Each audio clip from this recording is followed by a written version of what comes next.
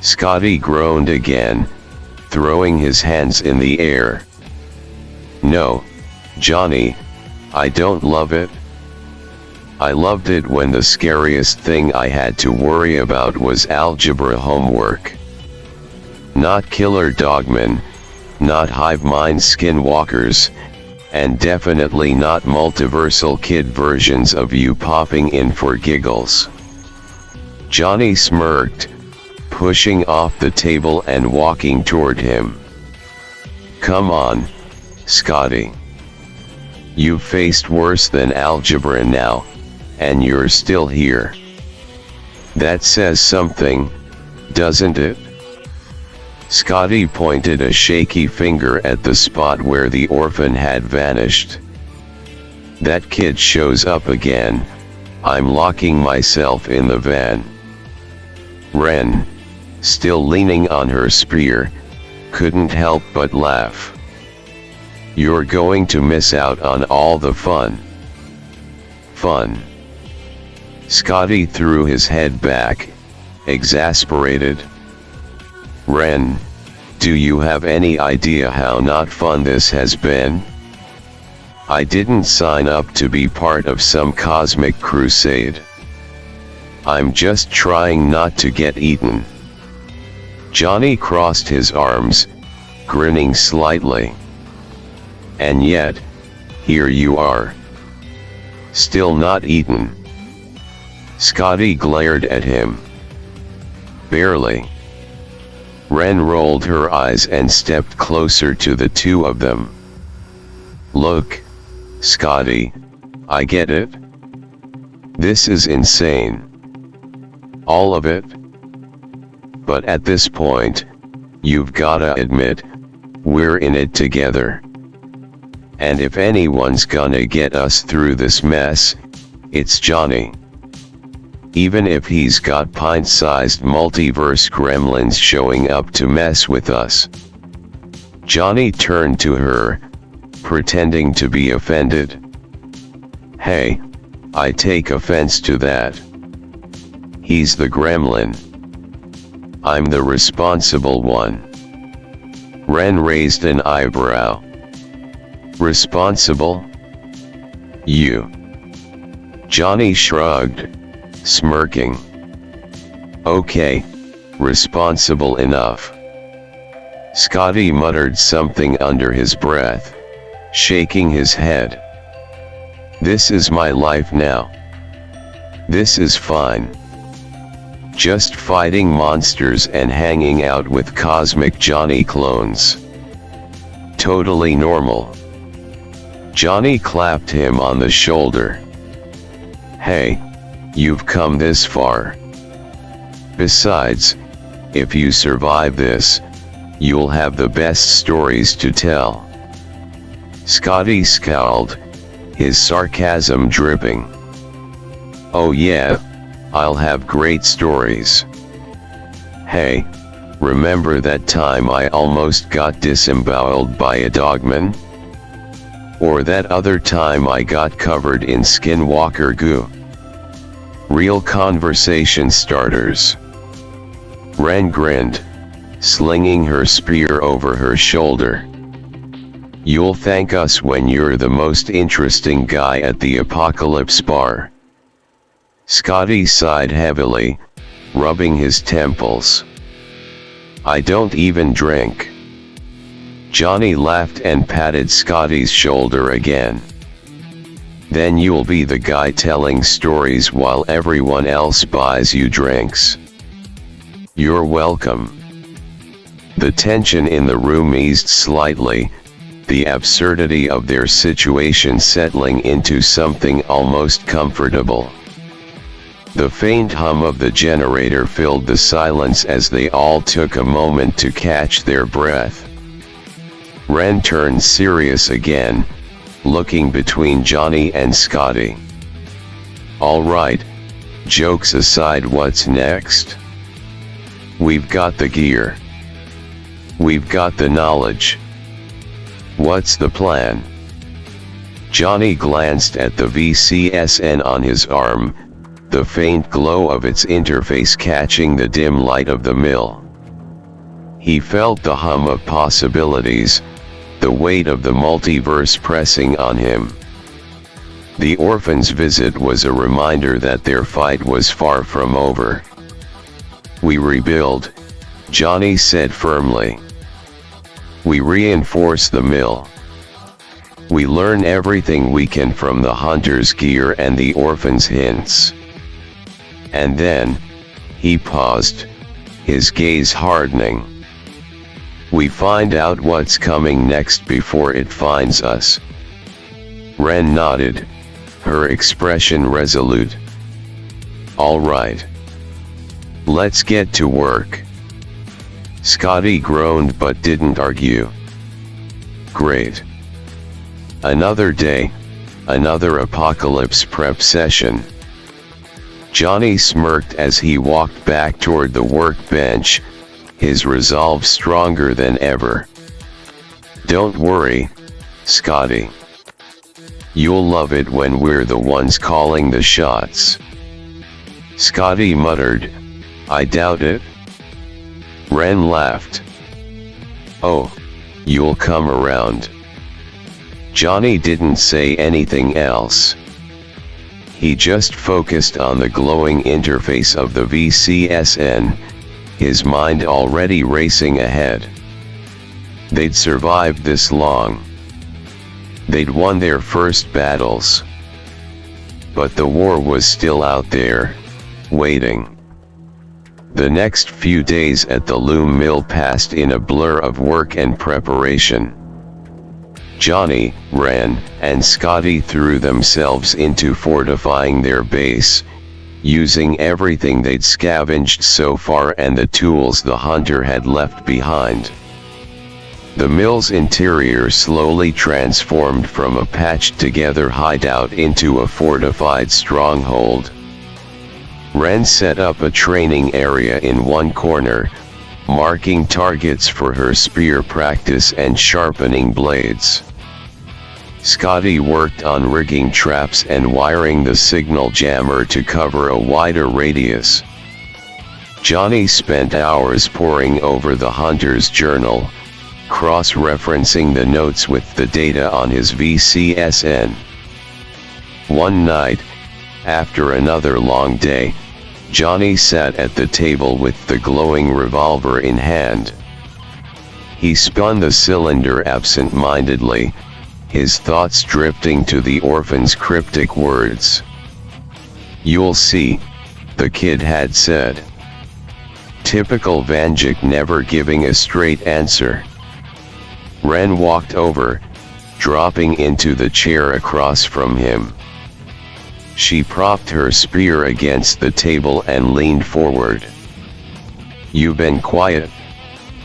Johnny looked up, smirking faintly. "I thought you liked it when I didn't talk too much." Ren rolled her eyes. "Don't get used to it." "Seriously, though, what's on your mind?" Johnny hesitated, then set the revolver down, letting his hands rest on the table. "I've been thinking about what the orphan said. About this timeline. About us." Ren raised an eyebrow. "And?" Johnny leaned back, crossing his arms. "He said this timeline was an accident, a divergence from something bigger. But the more I think about it, the more I wonder. What if it's not an accident? What if this timeline is exactly where we're supposed to be?" Ren tilted her head, considering his words.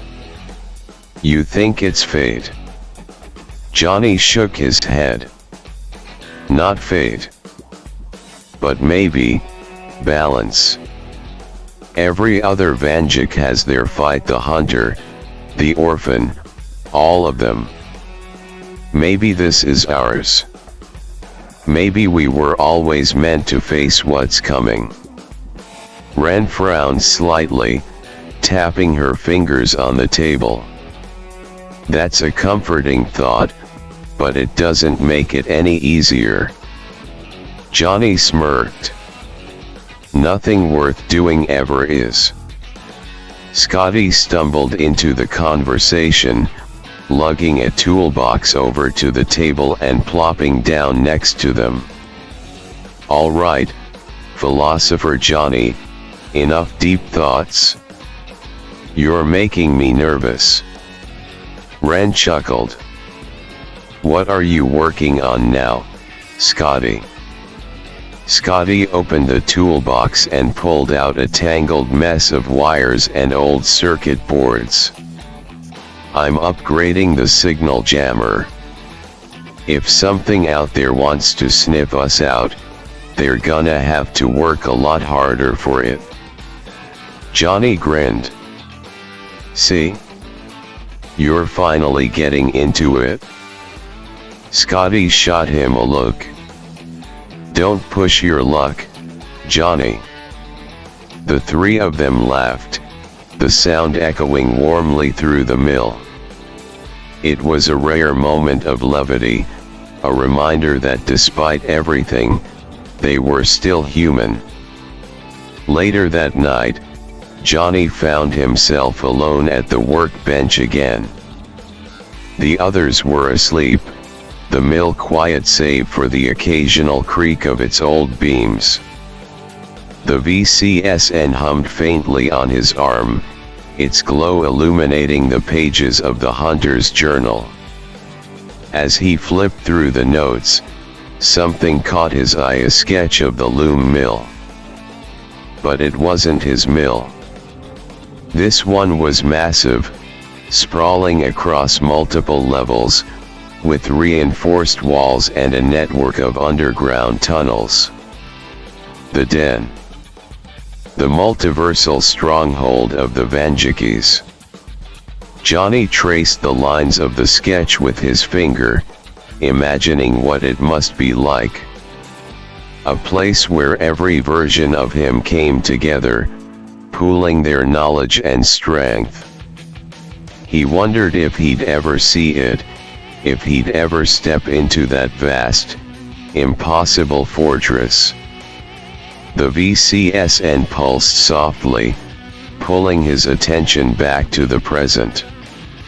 A faint notification appeared on its interface, a ripple of data, like a tremor in the multiverse. Johnny's jaw tightened. Something was coming. He leaned back, closing the journal and letting his gaze drift to the ceiling. The mill felt alive around him, its old walls and beams humming faintly with the weight of its history. It wasn't the den, not yet. But it was his, and it was enough. For now. Johnny rolled down his sleeve, the glow of the VCSN fading into the darkness. Whatever was coming, he knew one thing for sure: they'd be ready. Johnny leaned over the scanner setup, his fingers tapping rhythmically on the salvaged keyboard as he panned through the VCSN's glowing interface. The soft hum of the device filled the room, the faint blue light casting eerie shadows on the mill's walls.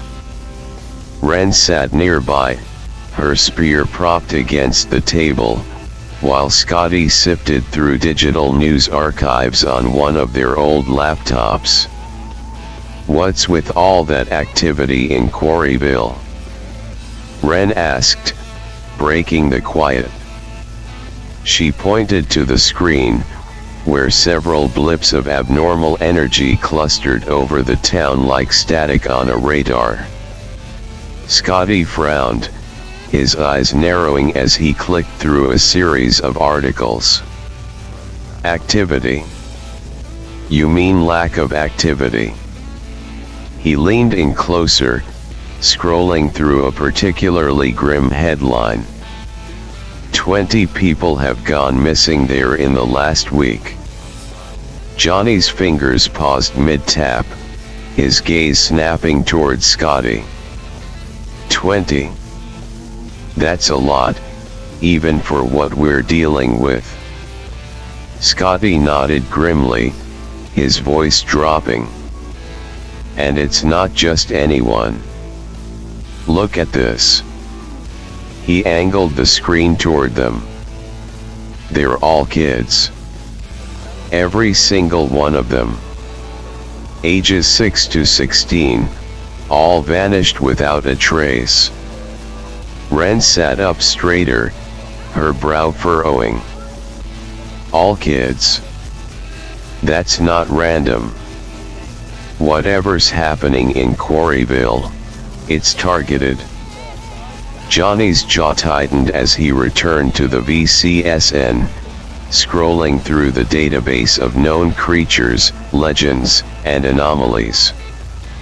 The device's interface hummed faintly as he keyed in the search parameters, creatures or entities associated with the abduction of children.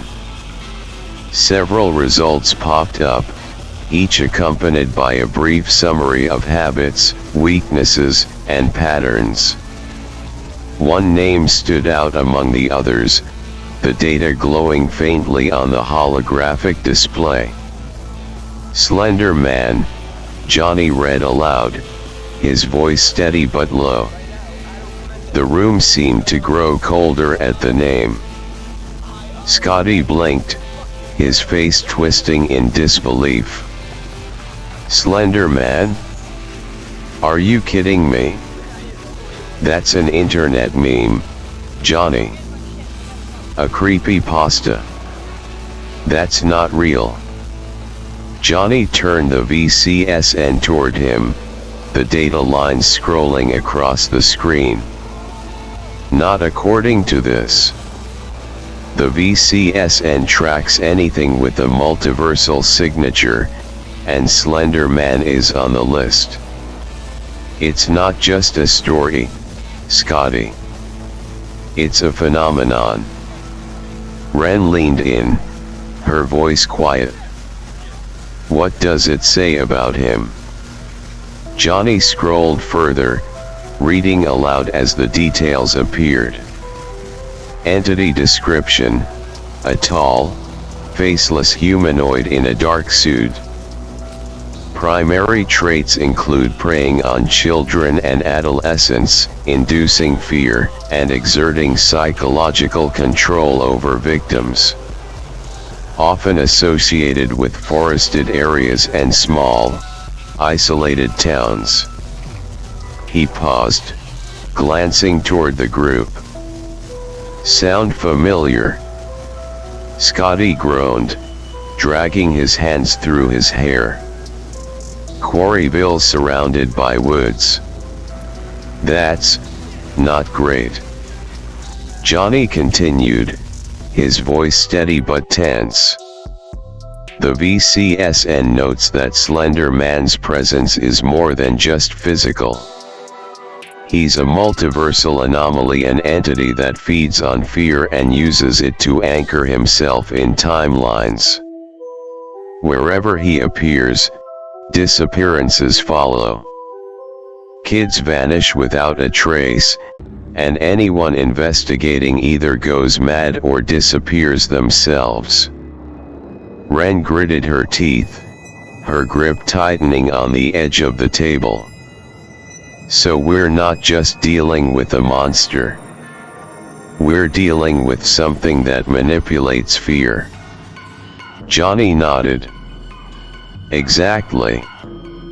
And if the VCSN's data is accurate, he doesn't just feed on fear, he thrives on it. The more people panic, the stronger he gets. Scotty leaned back in his chair, shaking his head. This is insane. We're talking about fighting a literal internet nightmare. Johnny looked at him, his gaze sharp. We've fought dogmen, skinwalkers, hive mind monsters. What's one more nightmare? Scotty threw up his hands. Yeah, but those things at least felt. I don't know, real. This is straight out of a bad horror story. Ren cut in, her voice firm. It doesn't matter where it came from. If kids are going missing, we're stopping it. End of story. Scotty muttered something under his breath but didn't argue further. Johnny turned back to the VCSN, pulling up a detailed map of Quarryville. The cluster of missing persons reports matched perfectly with the anomalous energy spikes on the scanner. The woods on the town's outskirts glowed faintly on the display, pulsing with irregular activity. That's our target, Johnny said, pointing to the screen. The woods north of Quarryville. If he's there, that's where we'll find him. Ren stood, grabbing her spear and slinging her gear over her shoulder. Then what are we waiting for? Scotty groaned but reached for his shotgun and gear bag. I hate my life. Johnny rolled down his sleeve, hiding the VCSN's glow as he grabbed his weapons. Get ready. This isn't just a rescue mission. If Slender Man's here, we're taking him out. The group moved quickly, gathering their gear and preparing for the hunt. As they stepped into the cold night, the air seemed heavier, the world quieter than it should have been. The shadows stretched long across the snow-covered ground, and the wind carried a faint, unnatural chill. Johnny tightened his grip on the magnum, his jaw set.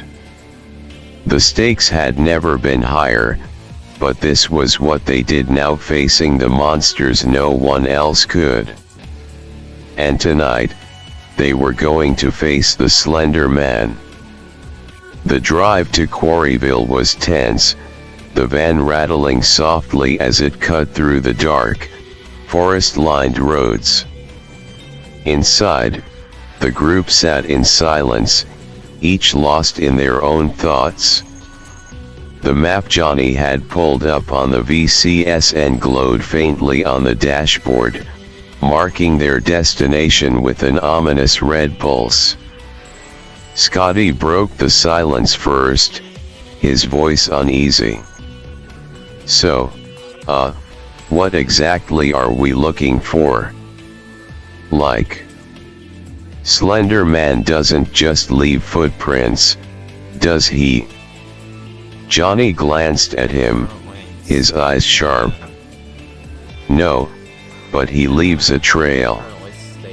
The VCSN picked up energy spikes near the woods. We'll start there and look for anything out of the ordinary, signs of activity, patterns in the environment, anything that doesn't feel right. Ren, sitting in the passenger seat with her spear across her lap, frowned. And what happens when we find him? If he's real, if he's as bad as the VCSN says, what's the plan? Johnny hesitated, his grip on the steering wheel tightening. We stop him. Somehow. Scotty groaned, leaning back against his seat. Oh, great. Another solid plan from our fearless leader. Ren shot him a glare. Would you rather sit at home and do nothing while kids keep disappearing? Scotty grumbled but didn't argue. Johnny kept his eyes on the road, the faint glow of the VCSN's map casting eerie shadows across his face. The woods loomed ahead, dark and uninviting, their skeletal branches twisting in the wind. The group parked on the outskirts of Quarryville, just outside the forest where the energy spikes had been detected. The town was eerily quiet, its streets empty despite the late hour. Most of the houses were dark, their windows like blackened eyes watching from the shadows. Johnny checked his gear, slinging his bag over one shoulder and gripping the magnum tightly. The VCSN pulsed softly on his arm, guiding them toward the woods. Ren and Scotty followed close behind, their weapons at the ready. As they entered the forest, the air grew colder, heavier. The faint smell of damp earth and decaying leaves filled their noses, and the crunch of snow beneath their boots seemed unnaturally loud. Every so often, a distant rustle or snap of a branch made them freeze, their eyes darting to the shadows. "Something's off," Ren muttered, her voice low. "The whole place feels wrong." Johnny nodded, glancing at the VCSN. The device hummed faintly, its glow brighter now, indicating they were getting closer to the energy spikes. "Keep your eyes open. Look for anything unusual." The group moved cautiously, scanning their surroundings. At first, it seemed like any other forest, silent and still, but as they went deeper, the signs began to appear. Scotty was the first to notice. Guys. You seeing this?" He pointed to a tree just ahead. Its bark was carved with deep, jagged scratches, as though clawed by something massive. Around its base were small piles of rocks arranged in strange, circular patterns. The group exchanged uneasy glances. "What do you think it is?" Ren asked, stepping closer to inspect the markings. Johnny crouched near the rocks, his brow furrowed. "It's deliberate. This isn't natural, it's a marker, a sign." Scotty looked around nervously, his shotgun at the ready. "A sign for what?" "Please don't say Slender Man's treehouse." Ren ignored him, her eyes scanning the area. "There's more over here." She pointed to another tree, then another, each marked with similar scratches and surrounded by rock patterns.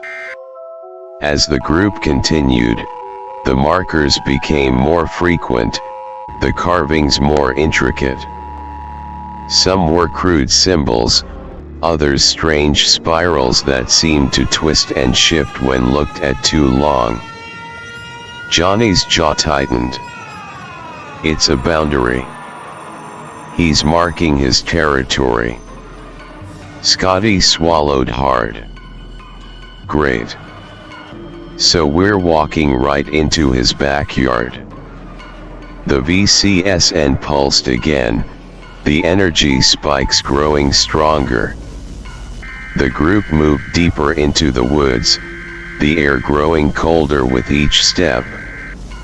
The trees seemed to loom closer, their branches like clawed fingers reaching toward the sky. They found the first real clue near a clearing, a discarded backpack lying half buried in the snow.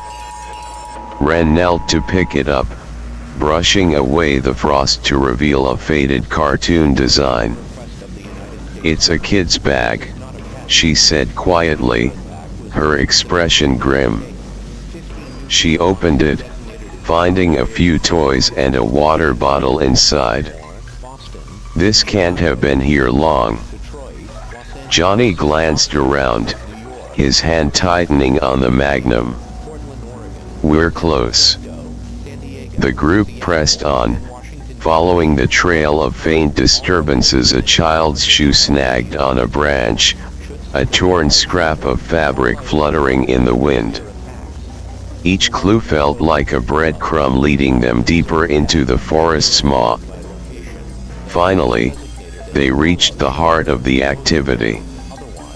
A clearing opened before them, bathed in an unnatural, silvery light. At its center stood a massive, gnarled tree, its twisted branches reaching skyward like skeletal arms. The ground around it was littered with more rock circles, symbols carved into the frozen earth. The air here was suffocating, heavy with a sense of wrongness that made their skin crawl. Johnny stopped at the edge of the clearing, his eyes narrowing. "This is it?" Ren's grip tightened on her spear, her voice low. "Where is he?" Johnny activated the VCSN, scanning the clearing for any sign of the entity. The device hummed loudly, its glow pulsing erratically as it processed the energy signatures around them. "Entity detected," the VCSN intoned softly, its voice calm despite the tension.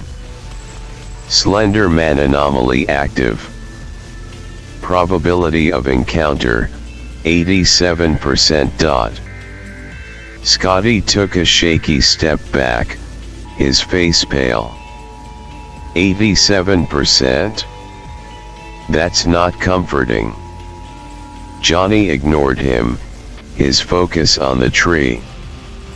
The VCSN's display zoomed in, highlighting faint distortions around the base of the trunk. Shimmers in the air, like heat waves rippling across cold ground.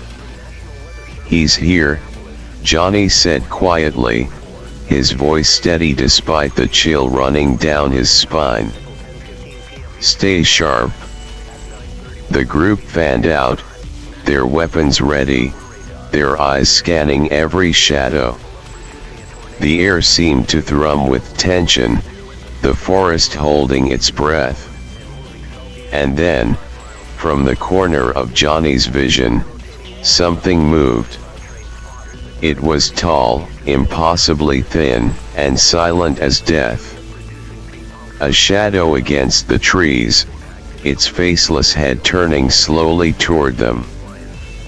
"Guys," Johnny said, his voice low but firm. "We've got company."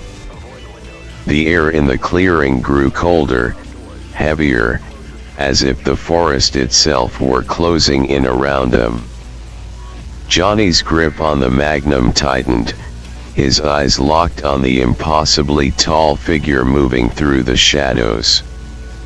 It was nearly featureless, its pale, elongated face a blank slate, yet it exuded a presence so oppressive it made breathing feel like a chore. "Where is it?" Ren hissed, her spear sweeping through the air as she searched for the monster. Her movements were sharp, deliberate, but her voice betrayed the growing unease curling in her chest. Scotty fumbled with his shotgun, the weight of fear pressing on him. I can't." His words broke off as the figure shifted again, flickering like a glitch in reality. One moment it was across the clearing, the next, it was standing closer, its thin, twisted limbs nearly blending into the trees. Ren lunged, her spear stabbing forward, but the moment it struck the figure, it wasn't there. The world around her distorted, the air shimmering like rippling water. For a heartbeat, she swore the ground itself moved, and her balance faltered. She stumbled back, clutching her head. "What the hell? It's like everything's glitching." Scotty raised his shotgun, aiming wildly at where the figure had been. He fired, the sound deafening in the stillness, but the monster flickered again, untouched. Instead, Scotty's surroundings warped, the trees twisting and contorting like they were alive. I can't even aim at it," Scotty shouted, his voice breaking with panic. He looked around wildly, his breath coming in short gasps. "It's messing with me. The whole world's shifting." Johnny's voice cut through the chaos, sharp and steady. "Focus." He could see it. Unlike the others, who flinched at every distortion and stumbled through the monster's illusions, Johnny's vision was clear. The world didn't glitch for him. Through his night sight, his ethereal vision, he saw the truth. The Slender Man's flickers, its warping of reality, were all smoke and mirrors. And the creature knew it. Its faceless head tilted toward him, as if acknowledging the one person in the clearing it couldn't deceive. "Johnny," Ren gasped, staggering backward. Her spear trembled in her hands, her knuckles white. "How are you staying steady? I can't even see straight." Scotty, pale and shaking, pressed himself against a tree, his shotgun hanging uselessly at his side. "It's in my head.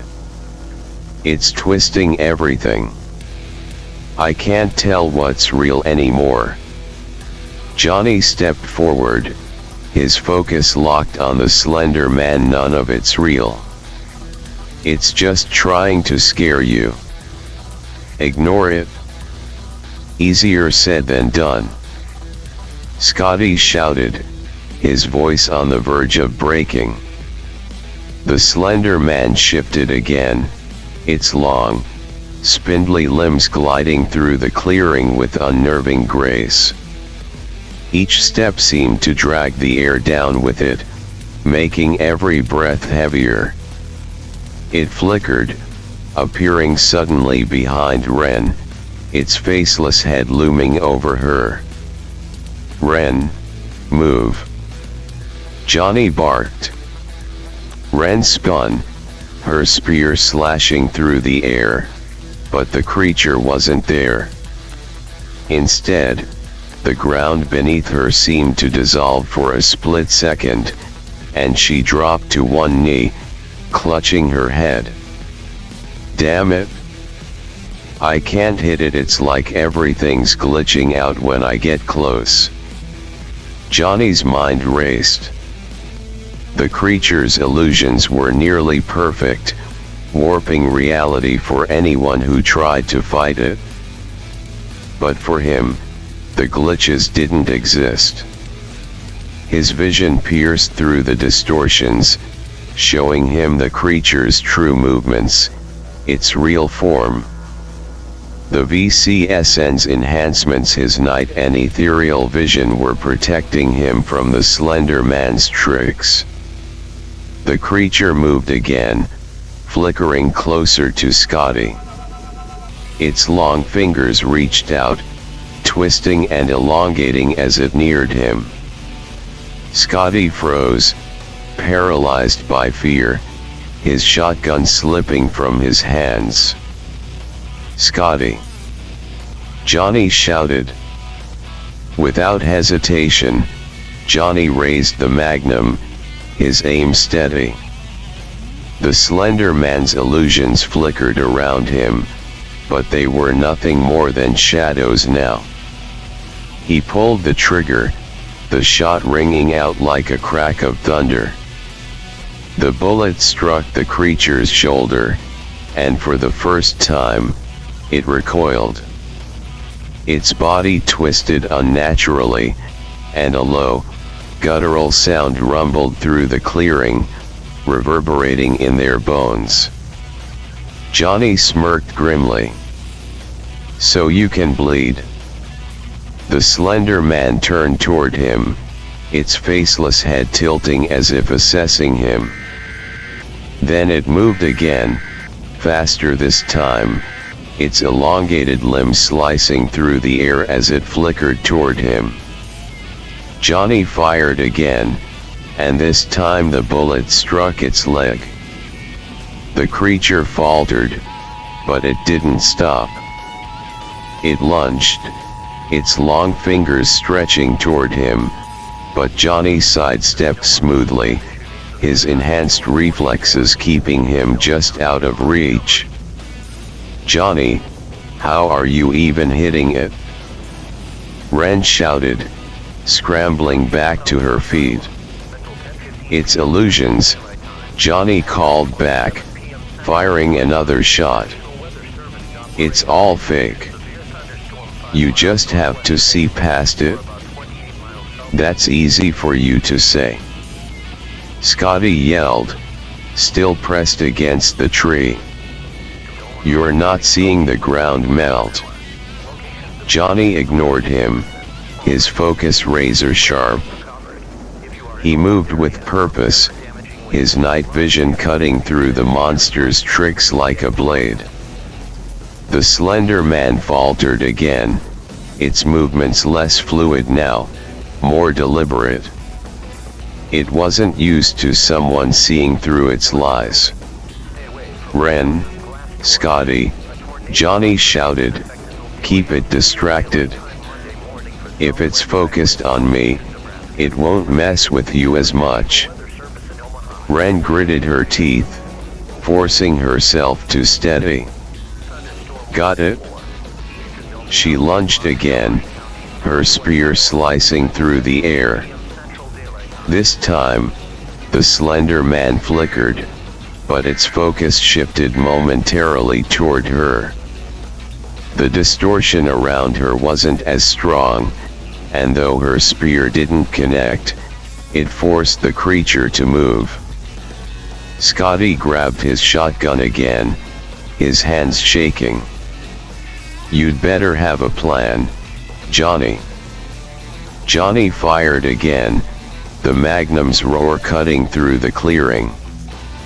"We push it back, find its weak spot, and finish it. Just stay on it." The fight raged on, the Slender Man flickering and twisting, its illusions faltering under Johnny's unrelenting focus. The others couldn't see what he saw, couldn't feel the clarity that coursed through him. But they trusted him, and that trust kept them moving. And in the back of his mind, Johnny knew this wasn't just a fight for survival. It was a test. One he couldn't afford to fail. The Slender Man let out another low, guttural sound as Johnny's shot struck it again, this time grazing its side. The creature's form flickered violently, like static crackling across a broken television. Its spindly limbs lashed out erratically, its movements less fluid now, more disjointed. The oppressive weight in the air began to lessen, as though the monster's grip on the clearing was starting to falter. Ren took a step forward, steadying herself. "It's slipping, Johnny. Whatever you're doing, it's working." Scotty, still trembling but emboldened by the sight of the creature staggering, raised his shotgun again. "If it bleeds, it can die, right?" he muttered, aiming carefully. He fired, the blast ripping through the air. The shot missed by inches as the Slender Man flickered away, but it didn't retaliate. It seemed to hesitate, its faceless head turning toward the edge of the clearing. Johnny narrowed his eyes, his focus unshaken. "It's retreating." "Why?" Ren asked, keeping her spear ready. It's got us outnumbered in tricks. Why run now?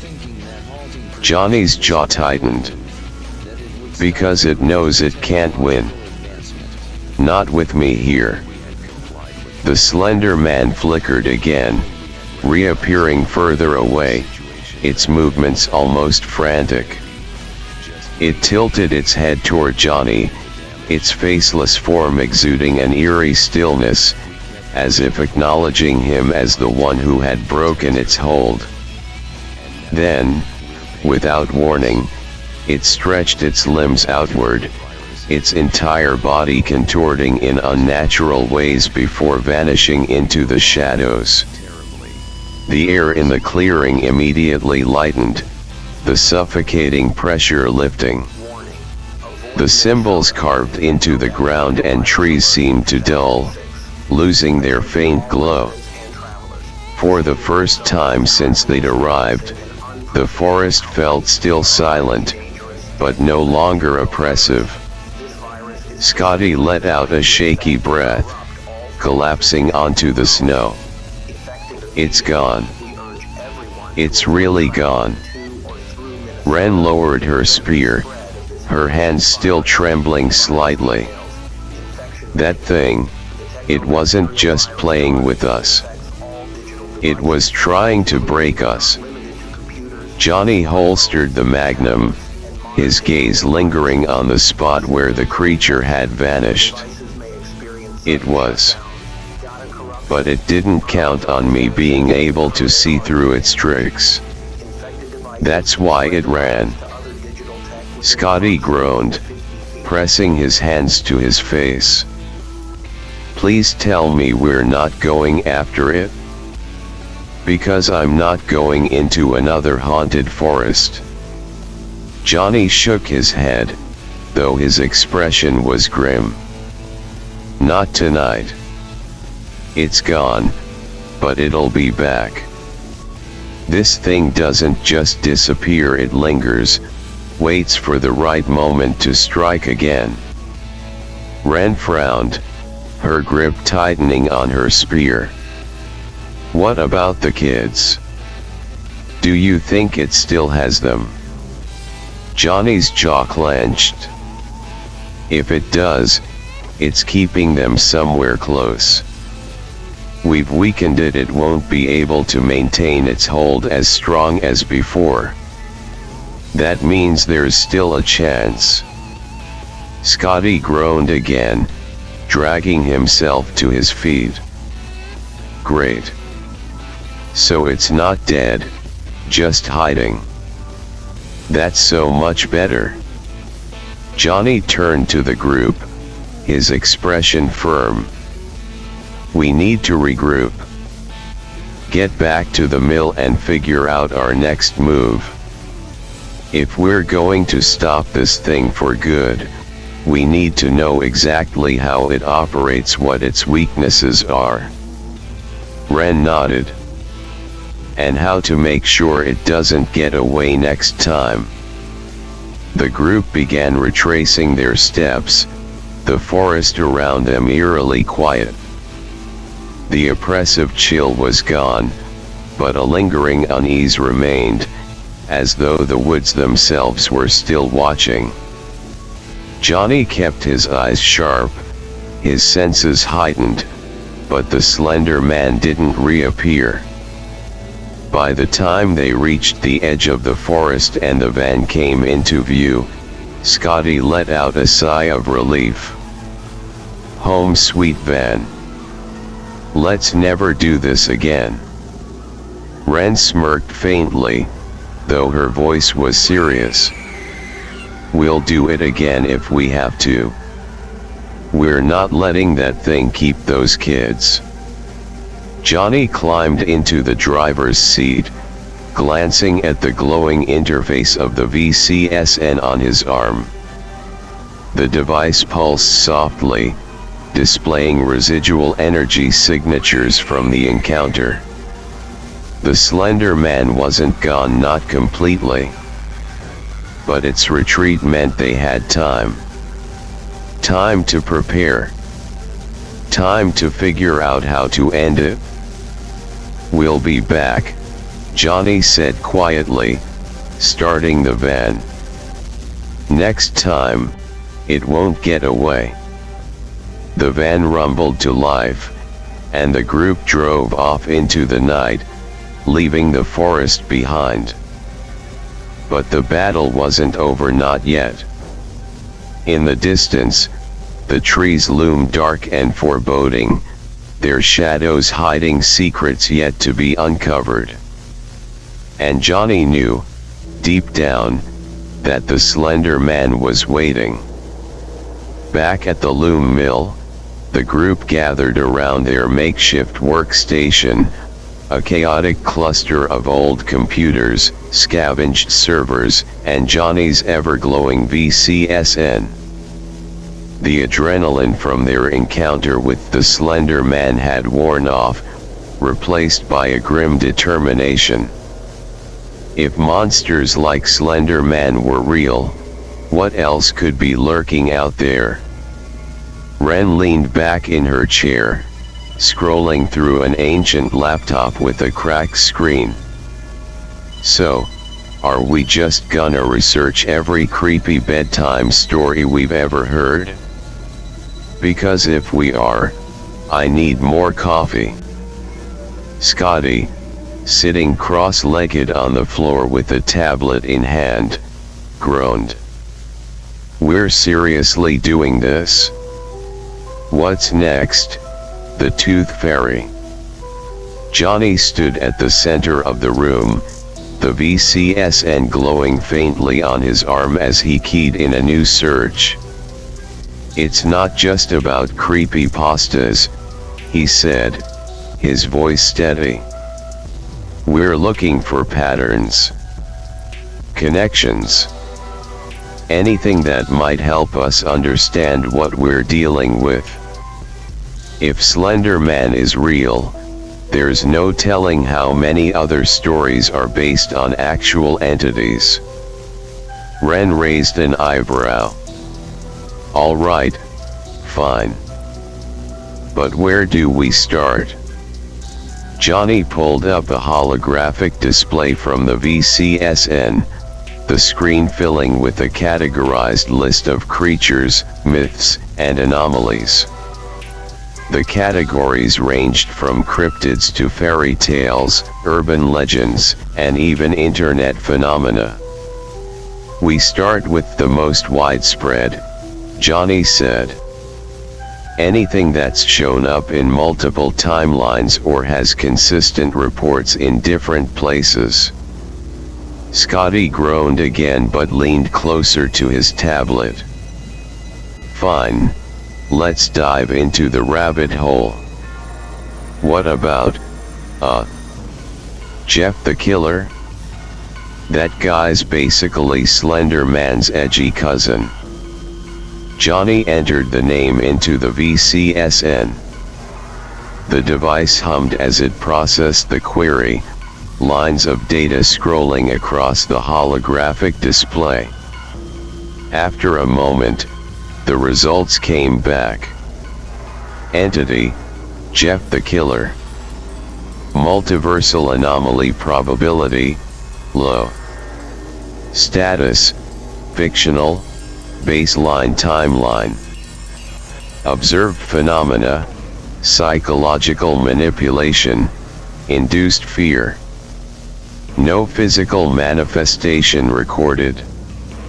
Johnny shook his head. Not real. Just a story. Scotty sighed in relief. Thank God. I did not want to deal with some grinning psycho with a knife. Ren, meanwhile, tapped on her laptop. What about Bloody Mary? That one's been around forever. Mirrors, chanting her name, classic urban legend. Johnny entered the query. The VCSN processed, its glow pulsing faintly. Entity, Bloody Mary. multiversal anomaly probability, moderate. Status, probable. Observed phenomena, reflection-based manifestation, psychological and physical harm. Limited to high emotional resonance events. Johnny frowned. That one's borderline. The VCSN says she's tied to specific emotional triggers. She might exist, but only in situations where strong emotions, fear, guilt, anger are in play. Ren shivered. Great. So let's avoid chanting names in front of mirrors. Scotty perked up, scrolling through a list of cryptids. All right, how about the big guy himself, Bigfoot? Johnny raised an eyebrow but entered the name. Entity, Bigfoot, Sasquatch. Multiversal anomaly probability, low. Status, natural cryptid. Observed phenomena, physical manifestations, evasion expertise.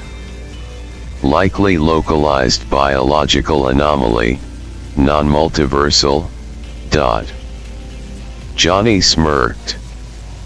He's real, but he's not a multiversal problem. Just a really good hider. Scotty grinned. See? Harmless. Let's leave him alone. Ren leaned forward, her interest piqued. What about old school stuff? Like the Pied Piper? That story's been around forever and it's about taking kids. Johnny hesitated, then entered the query. The VCSN processed again, its hum growing louder. Entity, Pied Piper. Multiversal anomaly probability, high. Status, confirmed. Observed phenomena, hypnotic influence, musical-based manipulation. Historical manifestations recorded in multiple timelines. High threat to juvenile populations. The group fell silent. Ren leaned back, her expression grim. That's unsettling. Johnny nodded. If Slender Man's real, and the Pied Piper's real, it's not just about monsters. It's about predators, entities that prey on fear, innocence, and trust. Scotty glanced at the holographic display nervously. What about, fairy tales? You know, like the boogeyman. Johnny typed it in. Entity, boogeyman. Multiversal anomaly probability, very high. Status, confirmed. Observed phenomena, dreamscape manipulation, fear-based manifestation. Exists in multiple forms across timelines. High variability in behavior and power. Ren frowned. So the boogeyman's real too. Great. Scotty threw his hands in the air. Is there anything that isn't real? Johnny glanced at him, smirking faintly. Plenty. But the stuff that is real? It's worse than we imagined. The group continued their search, diving deeper into folklore, urban legends, and cryptids. Skinwalkers, confirmed as multiversal anomalies, with abilities tied to shape-shifting and psychological manipulation. Wendigos, natural cryptids, localized to specific regions, but incredibly dangerous and tied to themes of cannibalism and cursed land. Mothman, a multiversal entity with high variability, often appearing as an omen of disaster. Even fairy tales weren't safe. Stories like Hansel and Gretel and Rumpelstiltskin had roots in timelines where similar events had occurred, sometimes involving supernatural entities, sometimes deranged individuals twisted by multiversal echoes. Scotty groaned as they wrapped up another round of research. So basically, we're living in a world where every bedtime story and creepy internet meme might jump out and kill us. Johnny leaned back, his face serious but calm. Not all of them. But the ones that are real? They're out there, and they're dangerous. Ren closed her laptop, her gaze steady. Then we find them. We figure out what's real and what's not. And the ones that are real? We stop them. Johnny nodded. Exactly. No one else is doing this. It's up to us. The group exchanged determined looks, the weight of their mission settling over them. The monsters they'd uncovered weren't just stories, they were threats, waiting in the shadows. And the team at the loom mill was ready to face them, one by one. As the group continued scrolling through the VCSN's database, Ren's eyes narrowed as she spotted a faintly glowing subsection labeled F.E.A.R. It was tucked beneath a broader category of entities and anomalies, its letters sharp and imposing against the holographic screen. F.E.A.R. Ren muttered. That's ominous. Johnny leaned closer, his brows furrowed. He tapped the section, and the VCSN interface pulsed, opening a new screen filled with encrypted data and fragmented visuals. An emblem, a blackened field with stark lettering, flickered momentarily before fading. "Hey, VCSN," Johnny said aloud, his voice steady. "What's F.E.A.R? The device hummed, its glow intensifying as it processed the query. After a few moments, a calm, mechanical voice began to explain. F.E.A.R, formless entities advocating ruin. A multiversal organization with a singular purpose, to spread chaos and fear as tools for control and subjugation. F.E.A.R has manifested across numerous timelines in various forms, adapting to exploit the vulnerabilities of each world it infiltrates."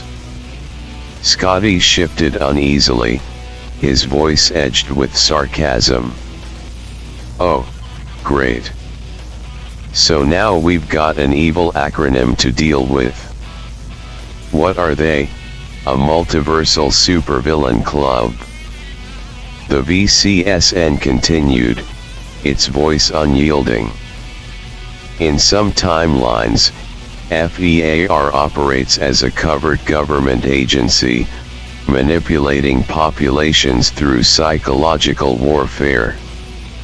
In others, it manifests as dictatorial regimes or extremist religious sects. Regardless of form, its goal remains constant, to indoctrinate and control through the systematic exploitation of fear." Ren's gaze darkened. "That sounds worse than any monster we've dealt with." Johnny stared at the screen, his mind racing. The VCSN continued to reveal more, the images and data coming faster now. F.E.A.R's influence is extensive. It is responsible for creating agents, known as F.E.A.R agents, tasked with spreading its ideology and enforcing its will. These agents operate on both psychological and physical levels, using manipulation, terror, and brute force to achieve their goals. Johnny's jaw clenched as the voice shifted, its tone deepening as the next words appeared. Timeline event, Legion of the Black. Johnny's grip tightened on the edge of the table. What's Legion of the Black? The VCSN's hologram shifted, projecting a visual of fractured, darkened cities, their skylines consumed by fire and shadow. Legion of the Black refers to a series of timelines where F.E.A.R achieved near total dominion. These worlds fell into chaos as F.E.A.R agents systematically dismantled resistance, replacing free thought with indoctrination. Entire populations were conditioned to live in submission, their individuality erased under the guise of order. Scotty's voice wavered. What kind of order? F.E.A.R presents itself as the solution to chaos, leveraging fear as both a weapon and a currency. Its doctrines vary across timelines, but the message is consistent: fear is power, and submission ensures survival. Ren leaned forward, her voice sharp. And these F.E.A.R agents, what are they? People. Monsters. The VCSN shifted again, displaying unsettling images of humanoid figures in dark, featureless uniforms. Their faces were obscured by black helmets, their eyes glowing faintly. F.E.A.R agents are individuals who have been stripped of autonomy and transformed into enforcers of F.E.A.R's will.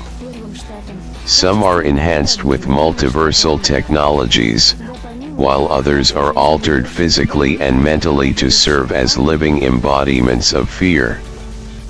Johnny's expression darkened.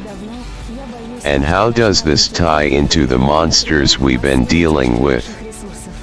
Slender Man, skinwalkers, all of it? The VCSN's voice hesitated for a moment, then resumed. F.E.A.R is directly responsible for the creation of many entities now classified as creepypastas and urban legends. These creatures were designed as tools, manifestations of fear engineered to destabilize populations and condition them to submit. The group fell silent as the weight of the revelation settled over them. Scotty broke the silence, his voice shaking. Wait, you're saying these things, Slender Man, all those other internet monsters, they're not just random? They were made. Correct, the VCSN confirmed. During the multiversal war, the imposter and the false storyteller disrupted the barriers between timelines, giving F.E.A.R the means to spread its creations across the multiverse. Many of these entities, like Slender Man, escaped F.E.A.R's control and now operate independently, feeding on fear and chaos. Johnny's eyes narrowed as he pieced it together. That's why we're dealing with Slender Man right now. He's not just some random monster, he's a product of F.E.A.R, something they unleashed into the multiverse. Ren's grip tightened on the edge of the table. So, what do we do? If F.E.A.R is responsible for all of this, how do we stop it? Johnny looked at her, his gaze hard but resolute. We start by understanding it. Every monster we fight, every urban legend we uncover, it's all connected. We find the links, figure out how they operate, and shut them down. Scotty let out a shaky breath. This is bigger than anything we've faced before. We're not just fighting monsters. We're fighting a system. Johnny nodded. Yeah. But we've got something F.E.A.R doesn't. Ren raised an eyebrow. And what's that? Johnny glanced at the glowing VCSN on his arm, his voice steady. Free will. And we're going to use it to fight back. The room was filled with the faint hum of the VCSN and the clicking of keys as Scotty and Ren processed the overwhelming information they'd just uncovered. Then, a clattering sound echoed through the mill, a metallic crash from somewhere near the far side of the room. Everyone froze, their heads snapping toward the noise. What the hell was that? Scotty whispered, his voice trembling. Before anyone could answer, a blood-curdling scream ripped through the air, distant but unmistakably human. The monitors on the workstation flickered, their screens glitching with static and distorted images. The faint hum of the VCSN became a sharp whine, the lights in the mill flickering erratically. Johnny's face darkened, his body tensing. He knew this presence, this oppressive weight that filled the air and made it harder to breathe.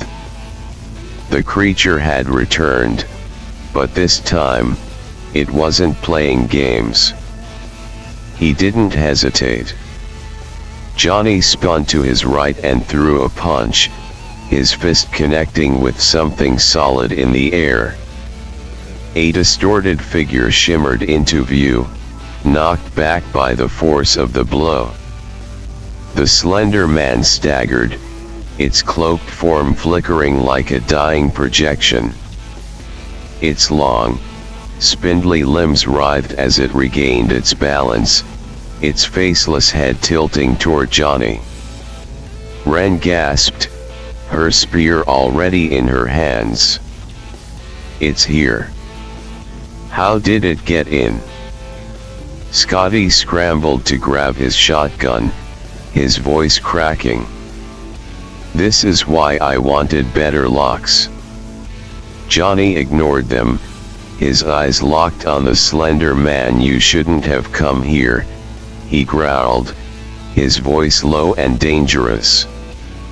The creature flickered again, its form shifting as it tried to move closer. Johnny could see its tricks, the illusions meant to confuse and disorient, but his enhanced vision cut through them like a blade. To him, the Slender Man was clear as day, its lanky, predatory form more monstrous than any shadow could mask. Ren. Scotty. Get behind me.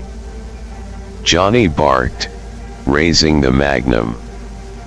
Ren hesitated for only a second before grabbing Scotty by the arm and pulling him back toward the workstation. The Slender Man flickered again, appearing closer this time, its limbs twisting unnaturally as it advanced. The monitors around them erupted into static and strange, distorted images, long corridors, dark forests, and blank, staring faces. Scotty clutched his shotgun, shaking. Why is it here? How did it find us? Johnny's jaw tightened. It's not just here for us. It's here because of me. He aimed the magnum, the glow of its runes casting faint light against the flickering darkness. But it made a mistake coming back. The Slender Man lunged, its elongated arms stretching toward Johnny. He fired, the shot ringing out like thunder. The bullet struck the creature's shoulder, and it recoiled with a guttural, inhuman sound. Its body flickered violently, but it didn't retreat. Instead, it lashed out, its claws slicing through the air with unnatural speed. Johnny ducked, rolling to the side and firing again. This shot grazed the creature's torso, and it staggered, its form flickering between solid and ethereal. Johnny could feel the air thickening again, the oppressive weight of its presence pushing down on him. But he didn't falter. "Ren," he shouted. "Set up the lights. Flood this place now." Ren snapped into action, grabbing the portable floodlights they'd scavenged and flipping the switches. Bright beams of light cut through the mill, illuminating the dark corners and casting harsh shadows across the room. The Slender Man hissed, or what passed for a hiss, its form faltering as the light disrupted its illusions. Scotty, emboldened by the sudden brightness, raised his shotgun and fired. The blast missed, but the creature flinched, its attention momentarily diverted. Johnny didn't waste the opening. He charged forward, his magnum raised. The Slender Man swiped at him, its long claws slashing the air, but Johnny was faster. He ducked under its arm and fired point blank into its chest. The creature let out a guttural cry, its body twisting and glitching as it stumbled back. "You're not invincible," Johnny snarled, his voice cold. "You can bleed. And if you can bleed, you can die." The Slender Man flickered violently, its form collapsing into shadows before reforming at the far side of the room. It hesitated for a moment, its faceless head tilting as if reassessing the situation.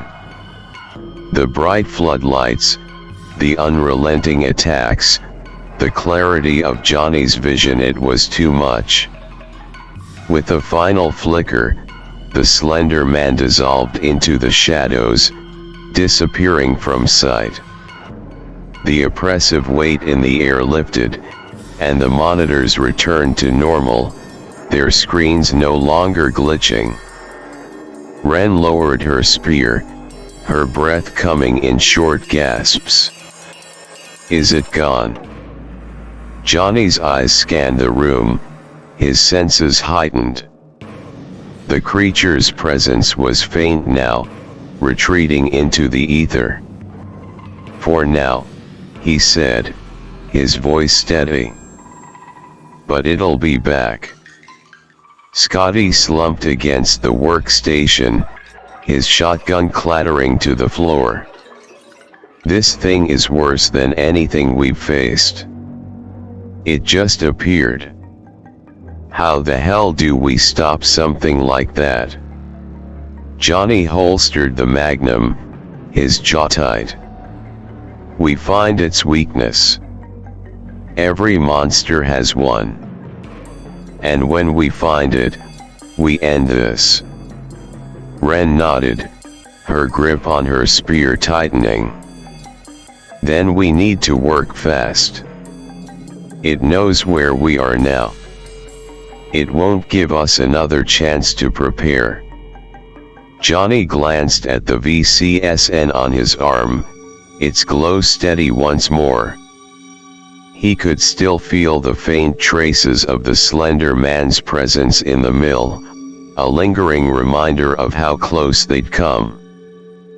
But he also knew one thing for certain. Next time, they'd be ready.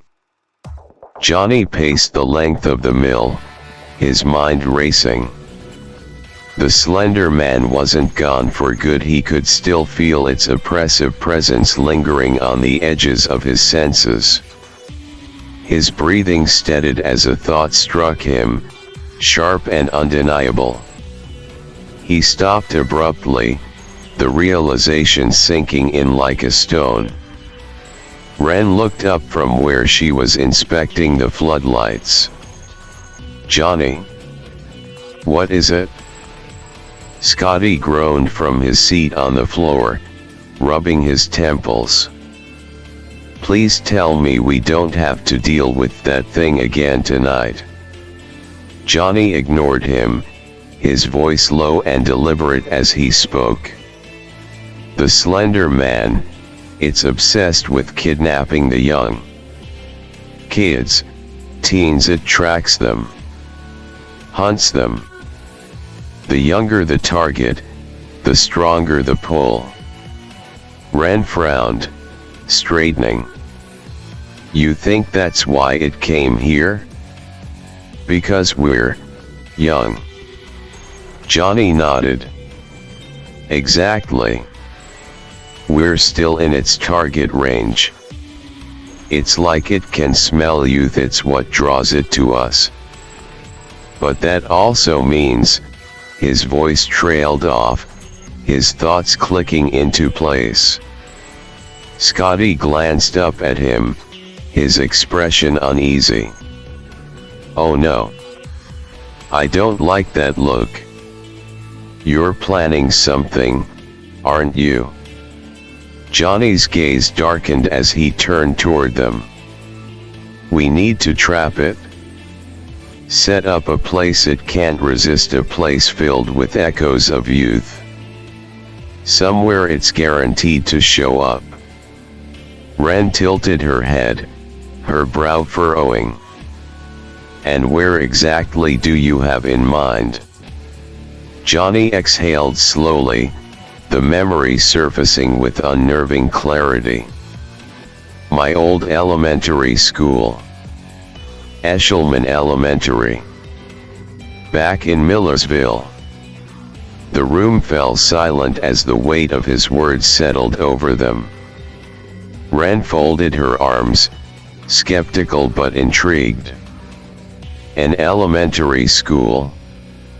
That's not a bad idea, actually. The Slender Man would be drawn to a place like that. It's perfect bait." Scotty threw his hands up.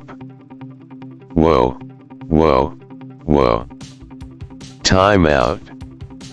You're seriously suggesting we go back to school and wait for that thing to show up? Are you insane?" Johnny smirked faintly, but his tone was deadly serious. "I'm not suggesting we wait for it. I'm saying we lure it there, trap it, and take it down for good." Scotty groaned, leaning back against the wall. "This plan is getting worse by the second." Ren ignored him, her focus on Johnny.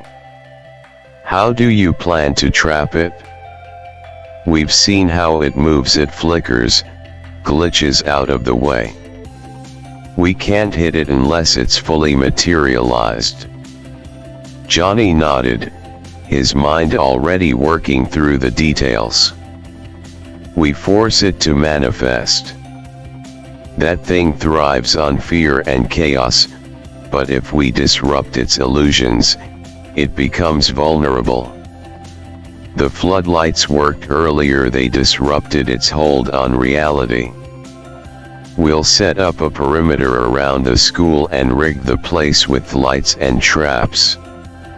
Scotty raised an eyebrow. "Traps? Like what?" a giant mousetrap for nightmare creatures. Johnny shot him a look. Something like that. We'll need silver-tipped stakes, the floodlights, and anything else we can scavenge. We turn the school into a fortress, something it can't escape once it's inside. Ren nodded, already grabbing her gear. All right. If we're doing this, we'll need to move fast. That school's been abandoned for years, who knows what shape it's in. Scotty groaned again, dragging himself to his feet. Fantastic. We're going back to school to fight the literal embodiment of nightmares. What could possibly go wrong? Johnny ignored his sarcasm, his focus unshaken.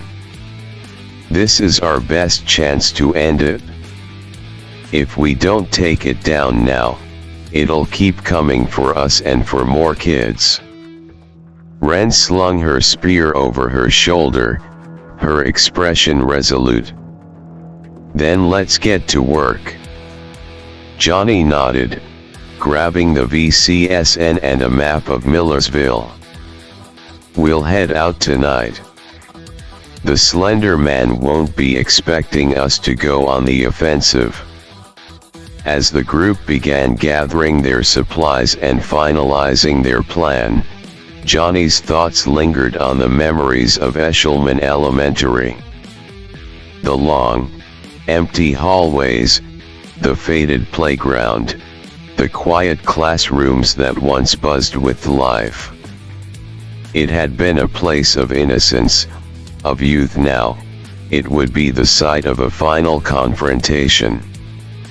Johnny's jaw tightened as he strapped the magnum to his side.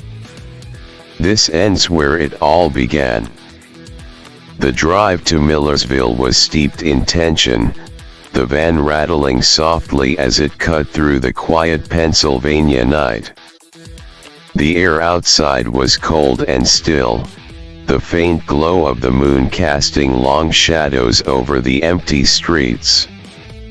Inside, the group sat in a mix of focused silence and nervous energy. Scotty broke the quiet first, leaning forward in his seat. You know, I hated elementary school the first time around. Now we're going back to haunt it? Feels like karmic punishment. Ren shot him a look from the passenger seat, her tone flat. You want a gold star for complaining? Scotty threw up his hands. I'm just saying, this plan hinges on us successfully fighting a thing that glitches through reality. You know that, right? Johnny, his eyes on the road, spoke without looking back. We've done it before. We'll do it again. We've got the tools, we've got the traps, and we know how it works. This time, it doesn't get away. The confidence in his voice steadied the group, even if the plan still felt like a long shot. The VCSN's map glowed faintly on the dashboard, guiding them toward Eshleman Elementary. The building's outline appeared on the display, a dark shape surrounded by patches of overgrown grass and skeletal trees. Johnny pulled the van into the old school's parking lot, killing the engine. The building loomed before them, its once welcoming facade now weathered and shadowed with age. Cracked windows reflected the moonlight, and the faint creak of a rusted swing on the playground carried on the wind. Ren adjusted her spear, stepping out of the van. It's creepier than I remember. Scotty climbed out, shotgun in hand, his eyes scanning the darkened windows. Yeah, I'm pretty sure this place was already haunted before we got here.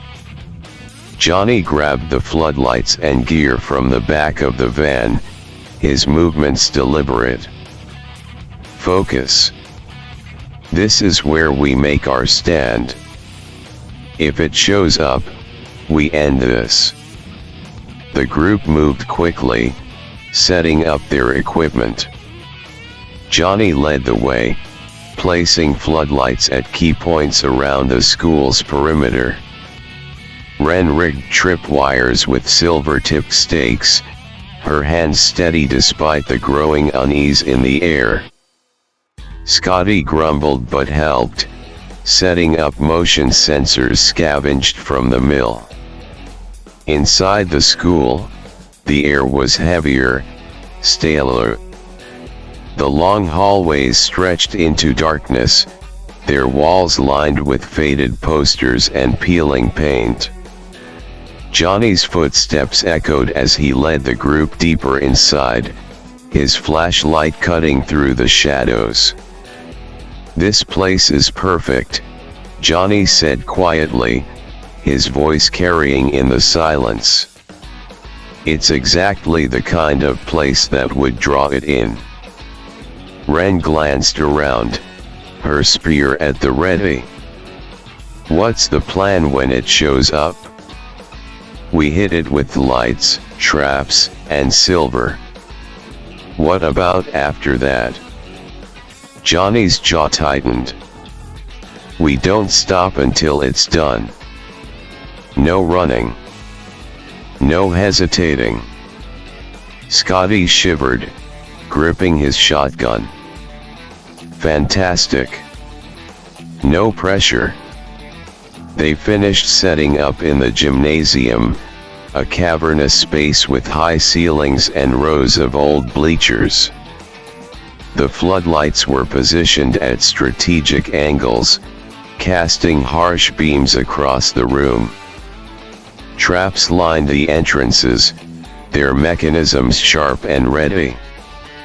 Johnny activated the VCSN, its glow illuminating the dim room.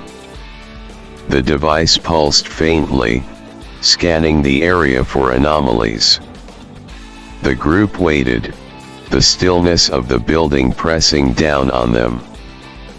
Then, faintly, the air shifted. Scotty froze, his voice barely a whisper. "Do you feel that?" The temperature dropped sharply, the air turning icy. The floodlights flickered, their beams dimming momentarily before stabilizing. A low, guttural hum filled the room, vibrating through the walls.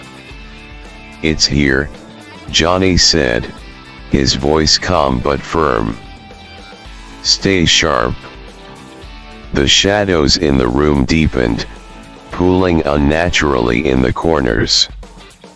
The hum grew louder, and then, without warning, the Slender Man flickered into view at the far end of the gym. Its tall, spindly form stood unnaturally still, its faceless head tilting toward the group. "Light it up," Johnny barked. Ren hit the switch, activating the floodlights in full force. Blinding beams of light filled the room, cutting through the darkness and illuminating the Slender Man. The creature recoiled, its body flickering violently as the light disrupted its hold on reality. Scotty raised his shotgun, firing a blast that echoed through the gym. The shot struck one of the creature's limbs, and it twisted with a guttural cry. Ren charged forward, her spear aimed for its chest. The Slender Man flickered again, trying to evade, but the floodlights forced it to remain partially materialized. Johnny moved in sync with the group, firing the magnum with precision. Each shot struck true, the glowing runes on the weapon disrupting the creature's form further.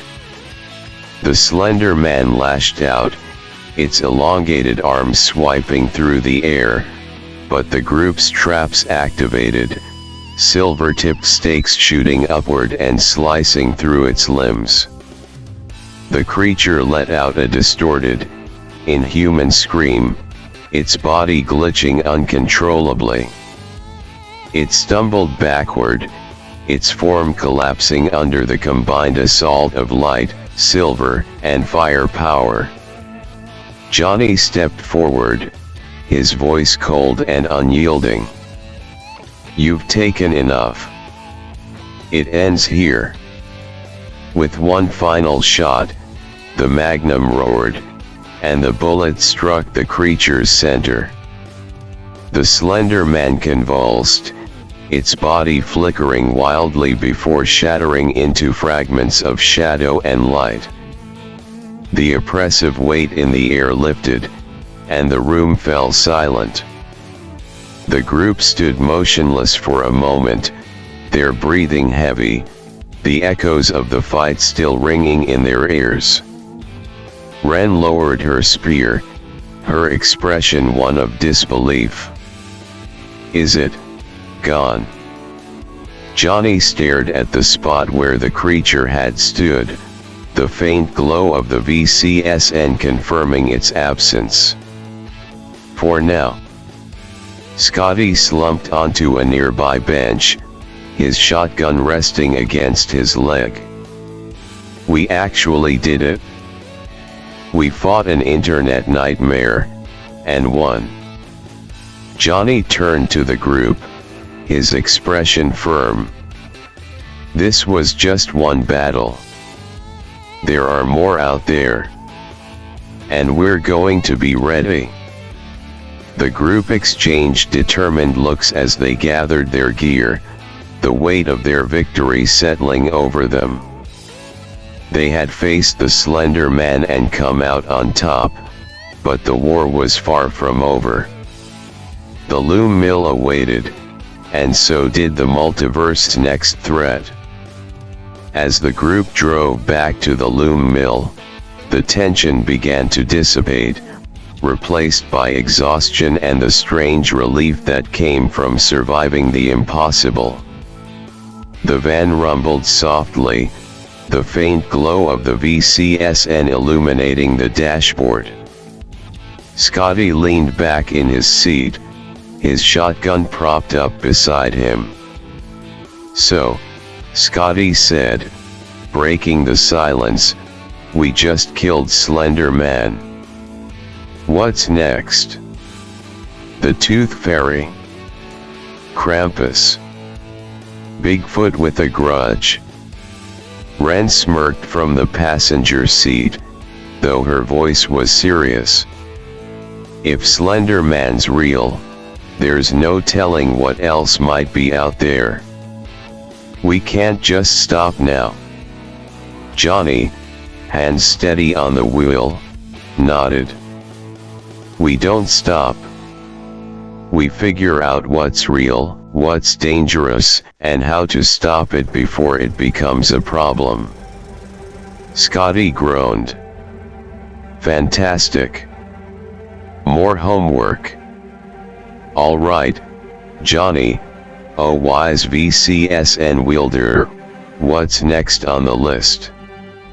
Johnny glanced at the glowing interface on his arm, the faint hum of the device filling the cabin. "Let's start with the ones that come up most often. If Slender Man's real, what about the Rake?" Ren frowned. "The Rake? Isn't that another creepypasta? It's the one about that pale, hairless thing that crawls around and stalks people, right?" Johnny typed it into the VCSN, the holographic display pulsing as it processed. After a moment, the device returned its analysis. "Entity, the Rake. Multiversal anomaly probability, moderate. Status, confirmed.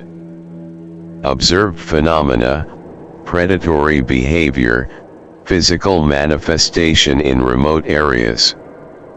High threat level in isolated regions. Ren's expression darkened. So it's real.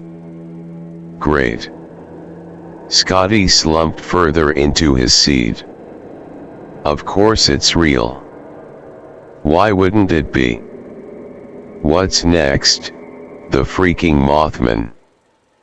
Johnny typed the name into the VCSN. The result came back quickly. Entity, Mothman. Multiversal anomaly probability, high. Status, confirmed. Observed phenomena, omen-based appearances, high emotional resonance with disasters. Often preceded by reports of strange lights and missing time. Scotty sat up straighter. Wait. It's real and it predicts disasters? That's kind of terrifying. Ren nodded, her tone thoughtful. But it might not be hostile.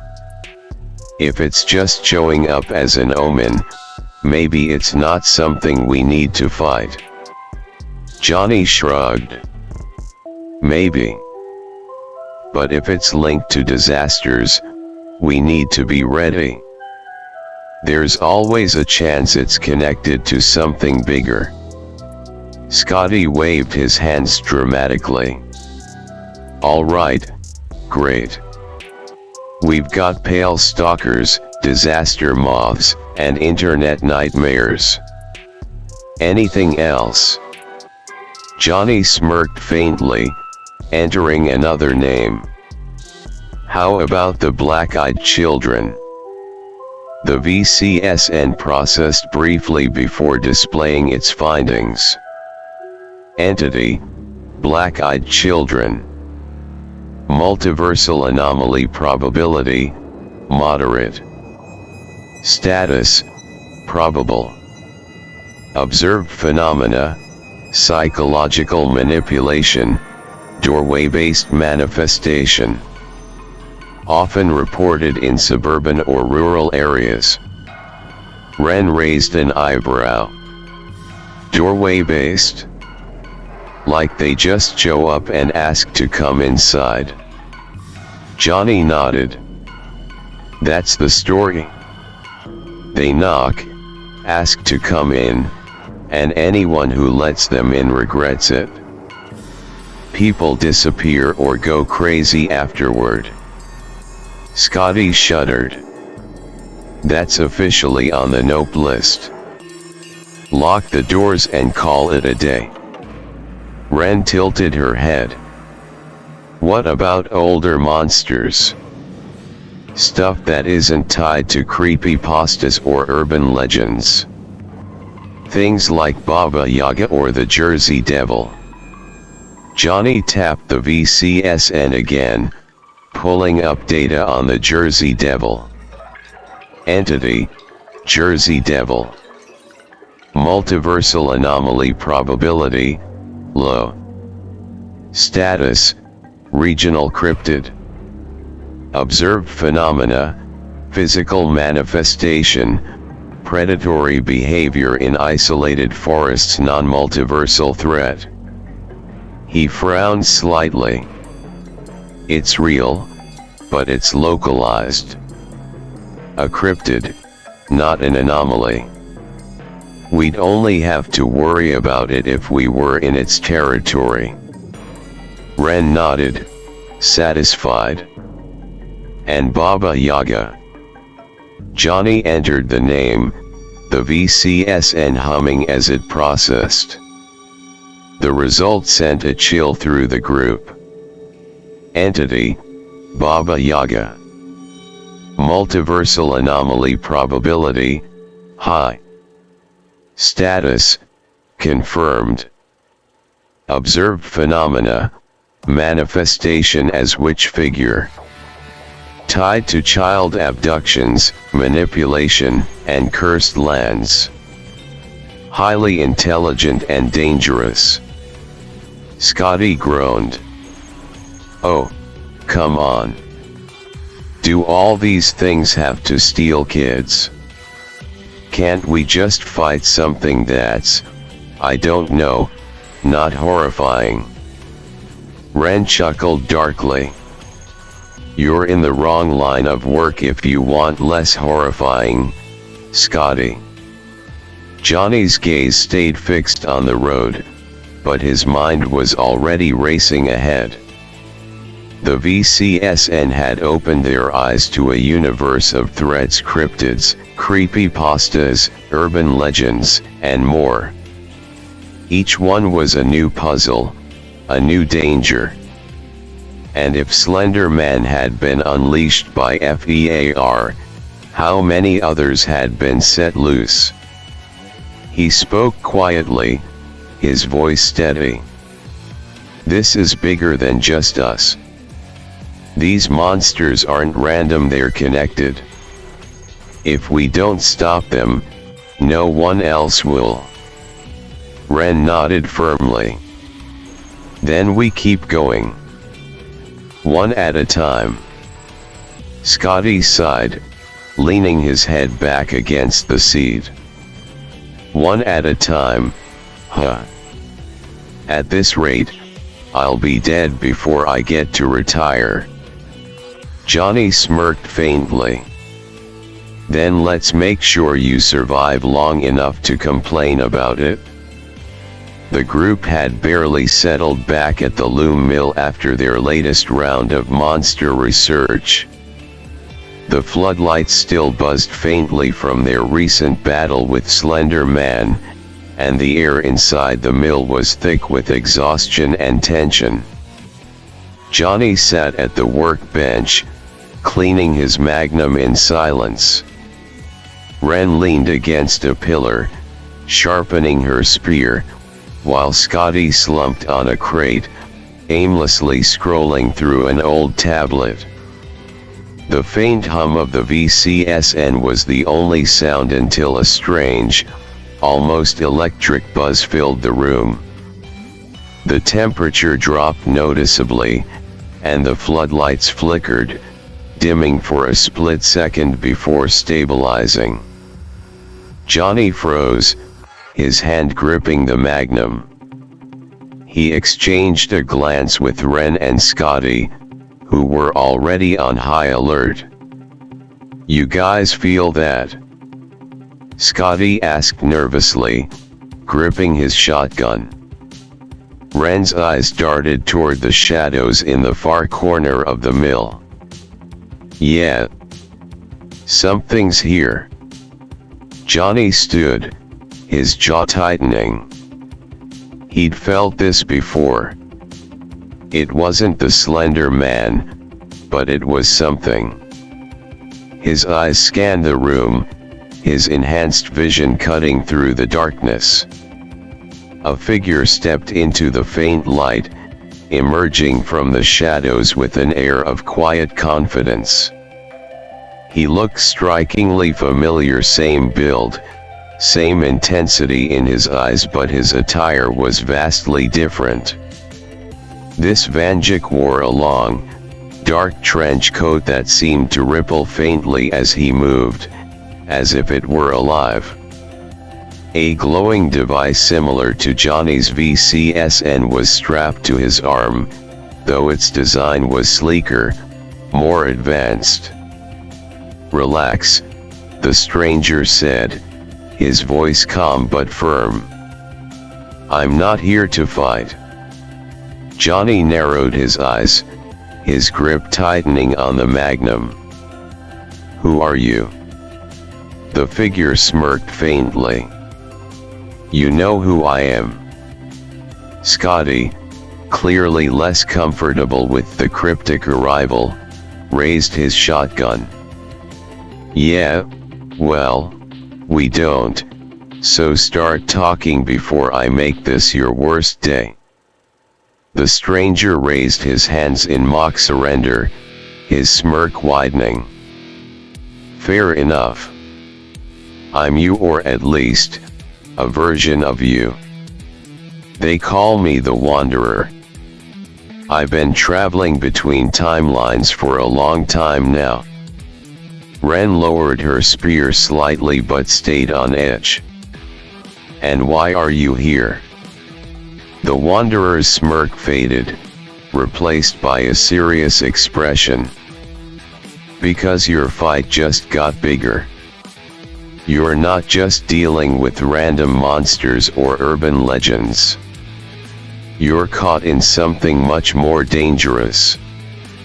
Johnny stepped forward, his tone cold and direct. We already know about F.E.A.R. and the imposter. What else do we need to know? The Wanderer raised an eyebrow, impressed. You've done your homework. Good. That'll make this easier. He walked closer, his presence commanding but not threatening. What you're dealing with isn't just the fallout of F.E.A.R's experiments. It's the start of a ripple effect. The timelines are converging in ways they weren't supposed to. Monsters, anomalies, even entire legends, they're crossing over more frequently, and it's only going to get worse. Scotty groaned. Great. More multiverse problems. Can we ever just have a normal monster hunt? The Wanderer ignored him, his focus on Johnny. You need to strengthen your team, your knowledge, and your defenses. You've been doing well so far, but it's not enough. Bigger things are coming. Ren frowned. Bigger like what? The Wanderer hesitated, as if choosing his words carefully. Entities that make the Slender Man look like a child's drawing. Some of them are tied to F.E.A.R, others to forces you haven't even begun to understand. And some, his voice trailed off, his expression grim. Some are Vanduke-specific threats. Johnny's eyes narrowed. What do you mean? The Wanderer met his gaze, his tone heavy. You've already seen glimpses of it. The imposter, the false storyteller. They're still out there, and they're watching. They want to destabilize you, to make sure you don't become the threat they fear. And they're not the only ones. The room fell silent as the weight of his words sank in. Ren broke the tension, her voice sharp. So what's your point? You're here to warn us, sure, but what else? The Wanderer smirked faintly. I'm here to help. I brought supplies, things you're going to need. He opened his trench coat, revealing a series of weapons, gadgets, and strange artifacts strapped to the inside. Some looked familiar: silver-tipped stakes, vials of glowing liquid, while others were completely alien. Scotty blinked. Is that a grenade launcher? The Wanderer grinned. A modified one. Perfect for dealing with larger threats. But that's not all. He pulled out a small device, similar to a handheld scanner, and handed it to Johnny. This is a timeline disruptor. It can destabilize weaker anomalies and give you an edge against anything tied to F.E.A.R. Johnny took the device, inspecting it closely. And what do you want in return? The Wanderer's expression softened, almost sad. I don't want anything. I've been where you are. I know how hard this fight is. I'm just making sure you don't end up like some of the other Vandukes I've met. Johnny stared at him for a long moment, then nodded. Thanks. The Wanderer stepped back, his trench coat rippling as if caught in an unseen breeze. I'll be around. Don't hesitate to call if you need me. He tapped the VCSN on his arm, and a faint, electric hum filled the air. Wait, Ren said, stepping forward. If you're leaving, can you at least tell us why us? Why here? The Wanderer's smirk returned, faint but knowing. Because this timeline is special. And so are you. With that, he vanished into the shadows, leaving the group alone once more. Scotty let out a long breath, collapsing onto his crate. I hate multiverse nonsense. Johnny glanced at the new tools and weapons on the table, his expression unreadable. Get used to it. We're going to need everything we've got for what's coming. Johnny sat at the workbench, staring at the collection of weapons, gadgets, and supplies the Wanderer had left behind. The hum of the VCSN pulsed steadily on his arm, a faint reminder of the weight he now carried. Ren and Scotty were seated nearby, their faces a mix of exhaustion and determination. Ren broke the silence, her voice low but sharp.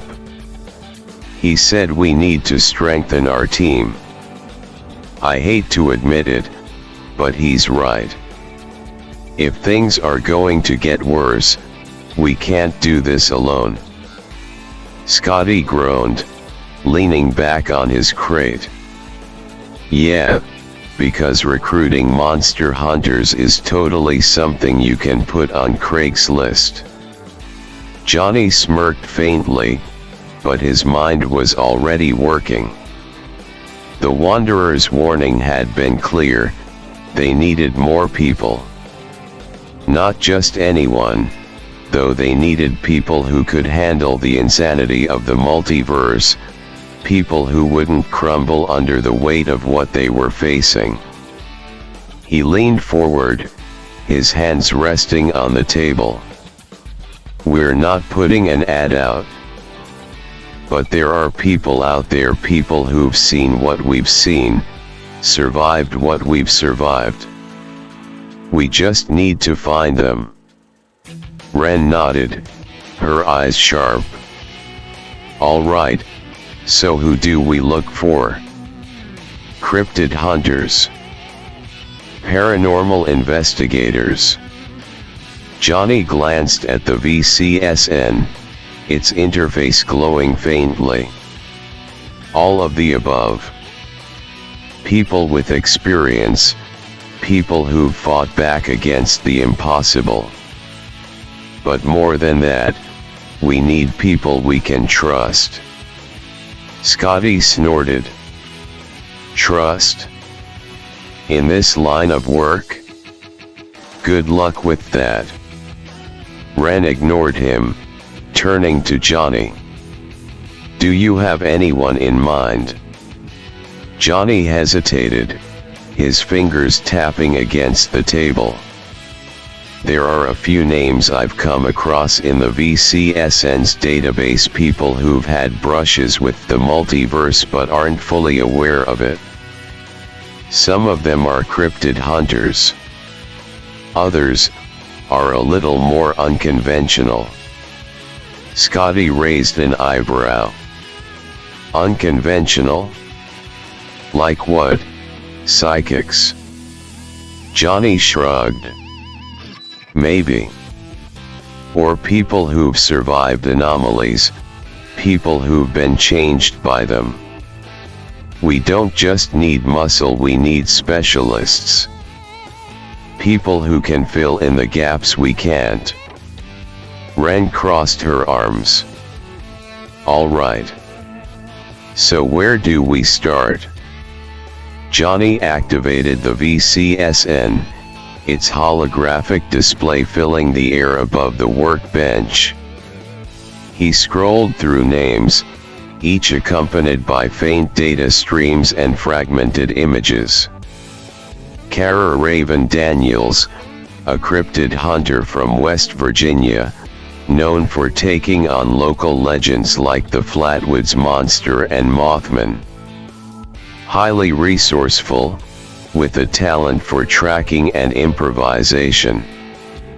Mark Shade Torres, a former government operative who worked on classified paranormal investigations.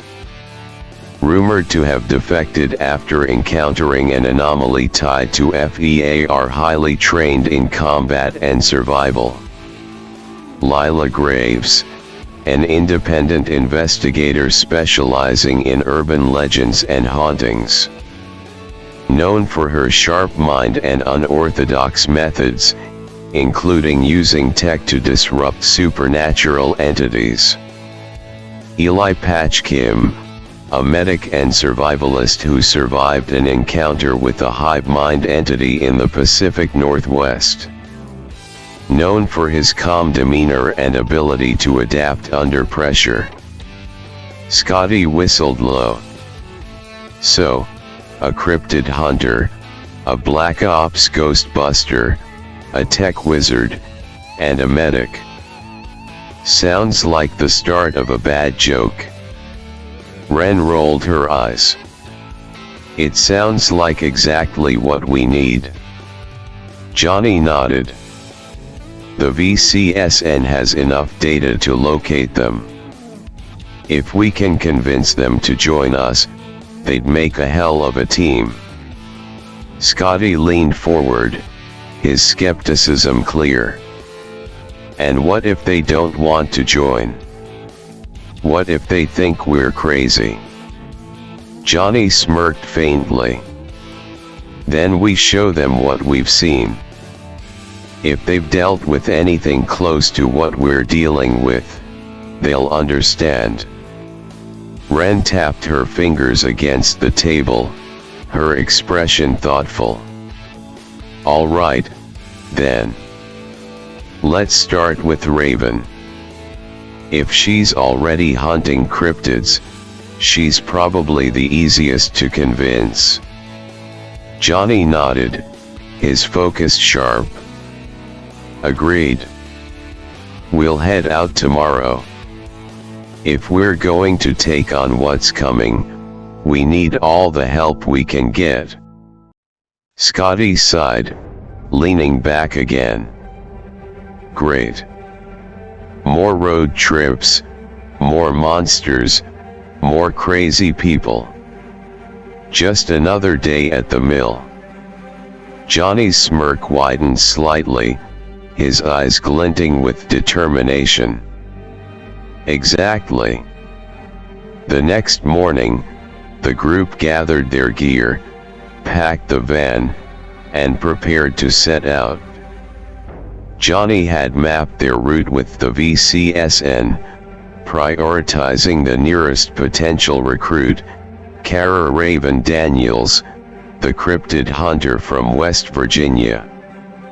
As the van rumbled to life and rolled out of the loom mill's shadowed lot, Scotty leaned against the window, shotgun resting across his lap. All right, so how exactly are we going to convince her? Hey, we fight nightmares and need you on the team isn't going to cut it. Ren, seated in the passenger seat, smirked faintly. We bring proof. Show her the VCSN, the traps, and the Slender Man footage. If she's legit, she'll understand. Johnny, his eyes on the road, nodded. We're not just asking for help. We're offering her a chance to fight back against something bigger than she's ever seen." Scotty sighed, slumping further into his seat. "You make it sound so simple. What if she tells us to get lost?" Johnny glanced at him in the rearview mirror. "Then we move on." "But I don't think she will. She's been hunting cryptids for years. She knows there's more out there than most people want to admit." They reached West Virginia by late afternoon, the van winding its way through dense, forested roads until it pulled into a gravel lot near a rundown diner. Kara Daniels was already waiting, leaning against a beat-up truck with a hunting rifle slung over her shoulder. She was sharp-eyed, with dark hair pulled back into a ponytail and a weather jacket that had clearly seen years of use. "You're late," she said, her voice brisk. Her gaze flicked to the van, then to the group climbing out of it. "Who the hell are you?" Johnny stepped forward, calm but direct. "Johnny Vanduke. These are my team, Ren and Scotty. We need to talk." Kara raised an eyebrow, crossing her arms. "Talk? About what?" Ren stepped in, holding up a tablet with footage of the Slender Man fight. The video showed the creature flickering in and out of reality, its distorted form illuminated by floodlights as they attacked. "About that," Ren said. Kara's eyes narrowed as she watched the footage. "Is this supposed to be a joke? Some low-budget horror crap?" Johnny tapped the VCSN on his arm, its holographic display projecting a detailed analysis of Slender Man. The data filled the air in front of her: observations, combat notes, and multiversal signatures. "This is real," Johnny said firmly. "We fought it, killed it, and it's not the only thing out there." Kara's expression hardened, her skepticism fading into something more thoughtful. "You're saying this thing actually existed? And you, what, took it down?" Scotty piped up, smirking faintly. "Took it down and survived. Pretty impressive, huh?" Kara ignored him, her focus on Johnny. "What do you want from me?" Johnny met her gaze. "We need your help. You've been hunting cryptids for years, Mothman, Flatwoods, all of it. But what we're dealing with makes those look like urban legends. It's bigger than any one of us." Kara frowned, crossing her arms. "Bigger how?" Johnny hesitated for a moment, then stepped closer. "The monsters aren't just random. They're connected, part of something called F.E.A.R. An organization that's been manipulating timelines, creating these things to spread chaos. We're building a team to fight back, and you're at the top of the list." For a long moment, Kara didn't speak. Her gaze flicked between Johnny, the VCSN, and the tablet. Finally, she sighed, shaking her head. "This is insane," she muttered. "But I've seen things. Stuff I couldn't explain. If what you're saying is true, then we're all screwed unless someone steps up." She extended a hand. Fine. I'm in. Johnny shook her hand firmly. You won't regret it? The group spent the next week recruiting, traveling across state lines and weaving through back roads to find the others. Each encounter was different, but the evidence they brought, the VCSN, the footage, the weapons spoke for itself. Mark Shade Torres was found living off-grid in an abandoned bunker, his distrust of strangers nearly derailing the conversation. It wasn't until Johnny showed him classified data from the VCSN, detailing F.E.A.R's multiversal influence, that Shade relented. His military experience and knowledge of paranormal tactics made him a valuable addition. Lila Graves, the urban legend investigator, took convincing. She was deep in the heart of Detroit, following reports of a living shadow. When the group saved her from what turned out to be a rogue F.E.A.R agent using an experimental cloaking device, she agreed to join, bringing her tech skills and quick thinking to the team. Eli Patch Kim, the medic and survivalist, was the last to join. He was in Oregon, running a makeshift clinic for people displaced by what he called anomalies.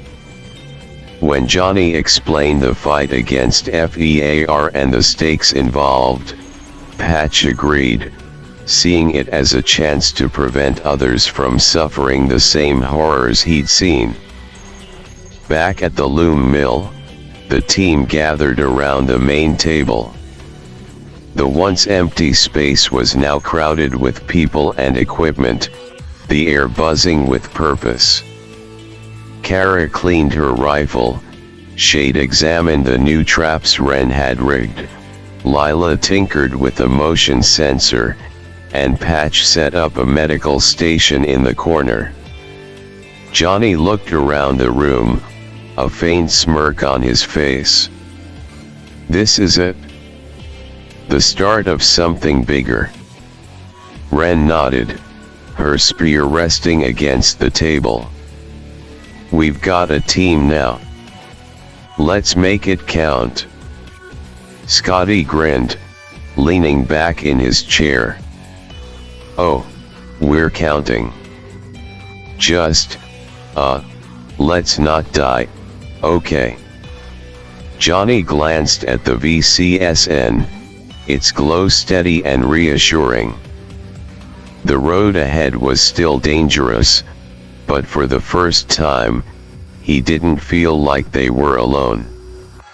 Let's get to work, he said.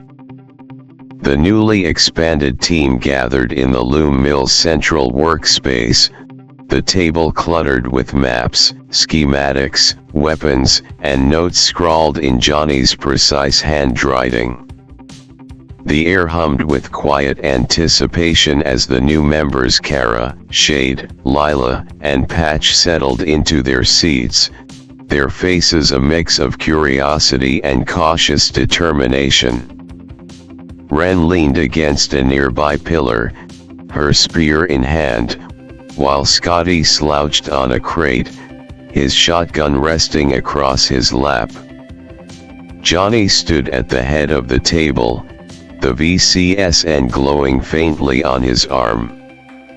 He took a moment to gather his thoughts before speaking, his tone calm but deliberate. All right.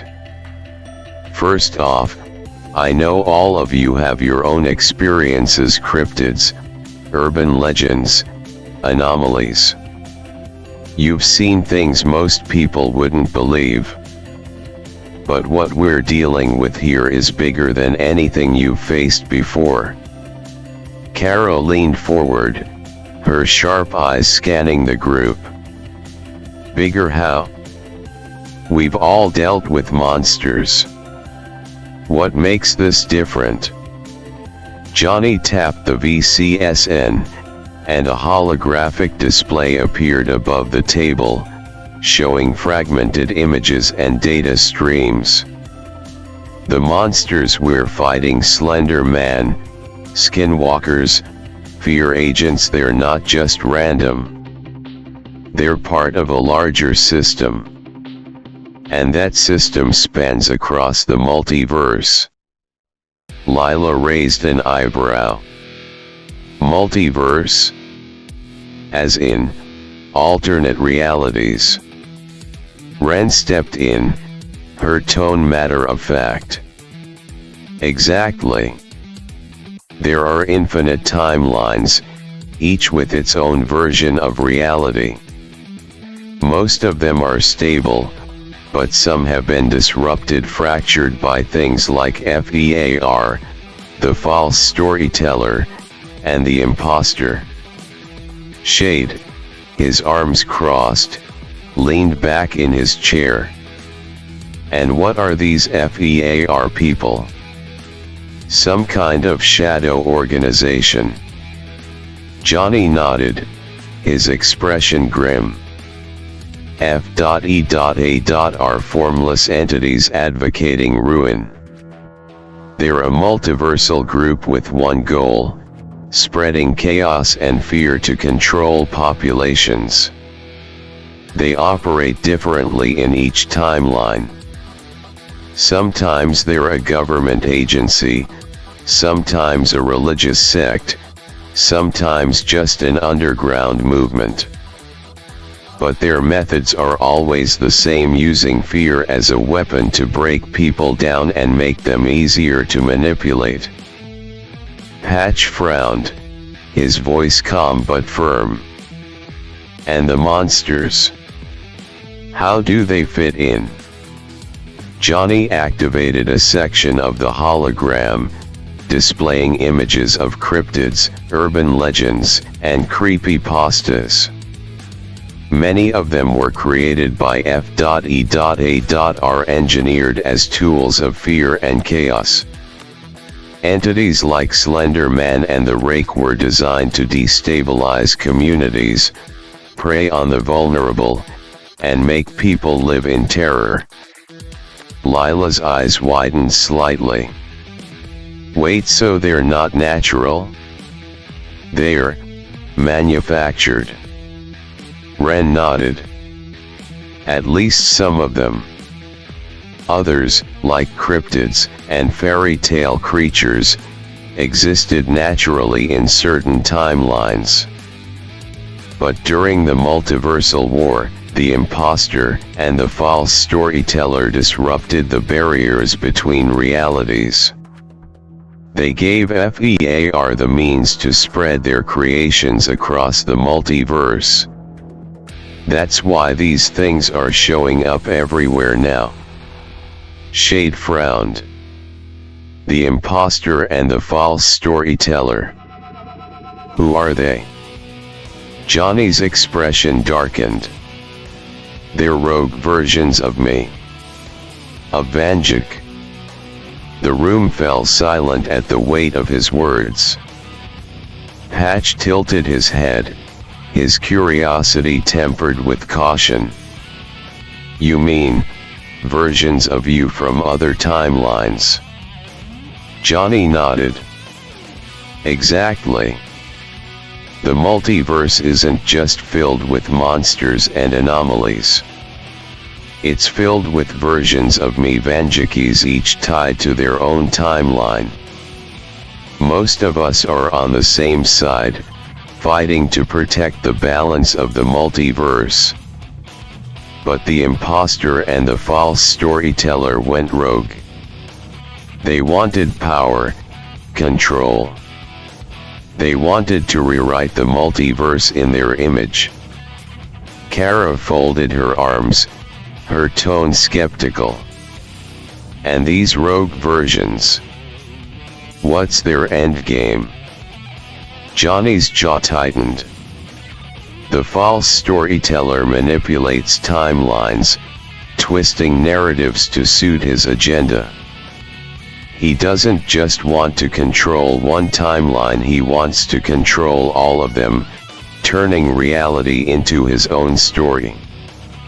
Scotty cut in, his voice dripping with sarcasm. Yeah, and the imposter?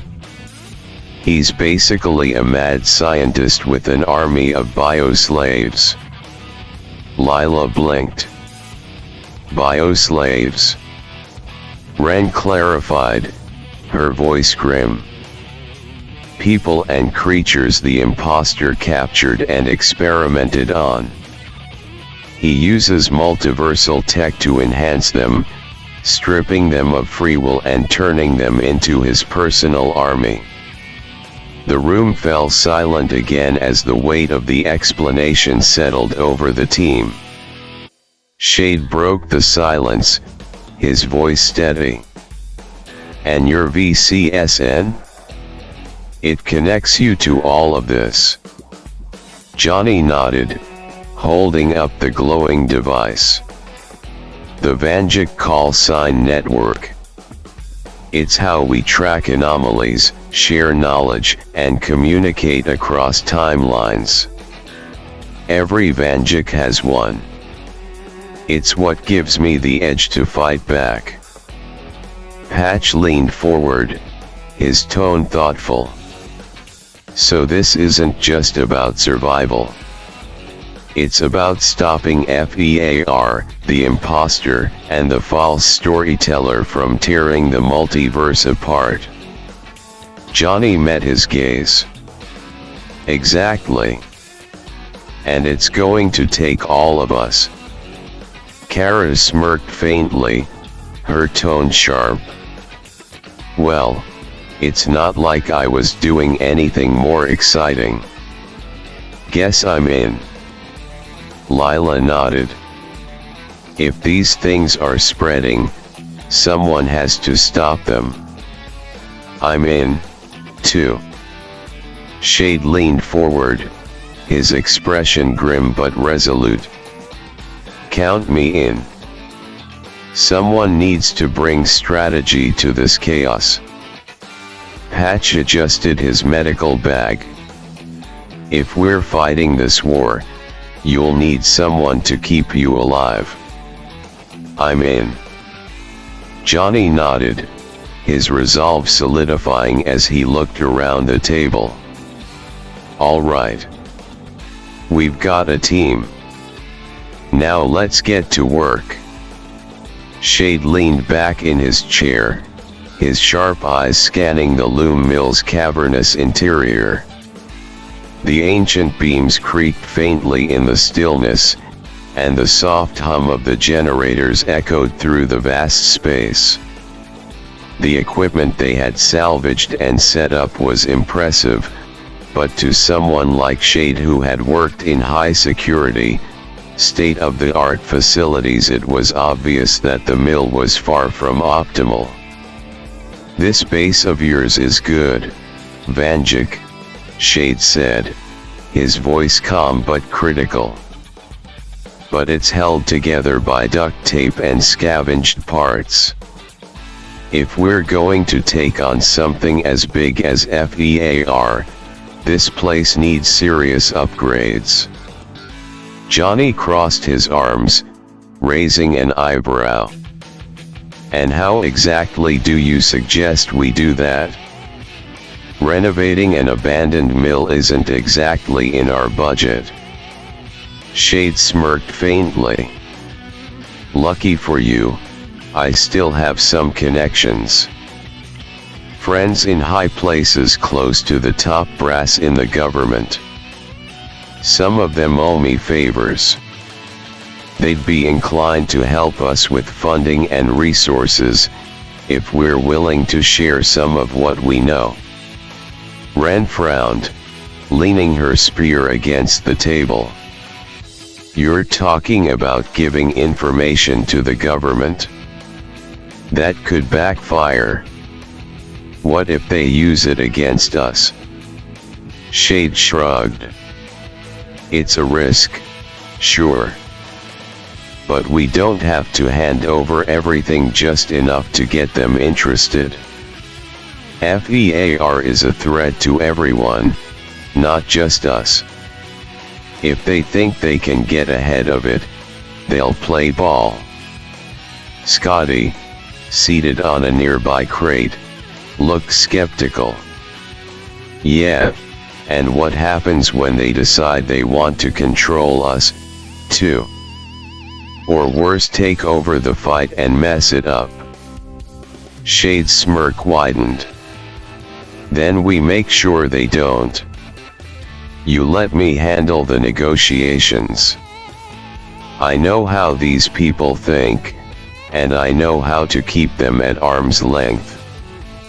We don't give them leverage, we use them. Johnny tilted his head, considering. Shade's suggestion wasn't without risk, but the potential benefits were undeniable. If they could get access to better equipment, reinforced defenses, and advanced technology, it would put them in a stronger position to fight F.E.A.R. and whatever else the multiverse threw at them. What kind of improvements are we talking about? Johnny asked. Shade gestured around the mill.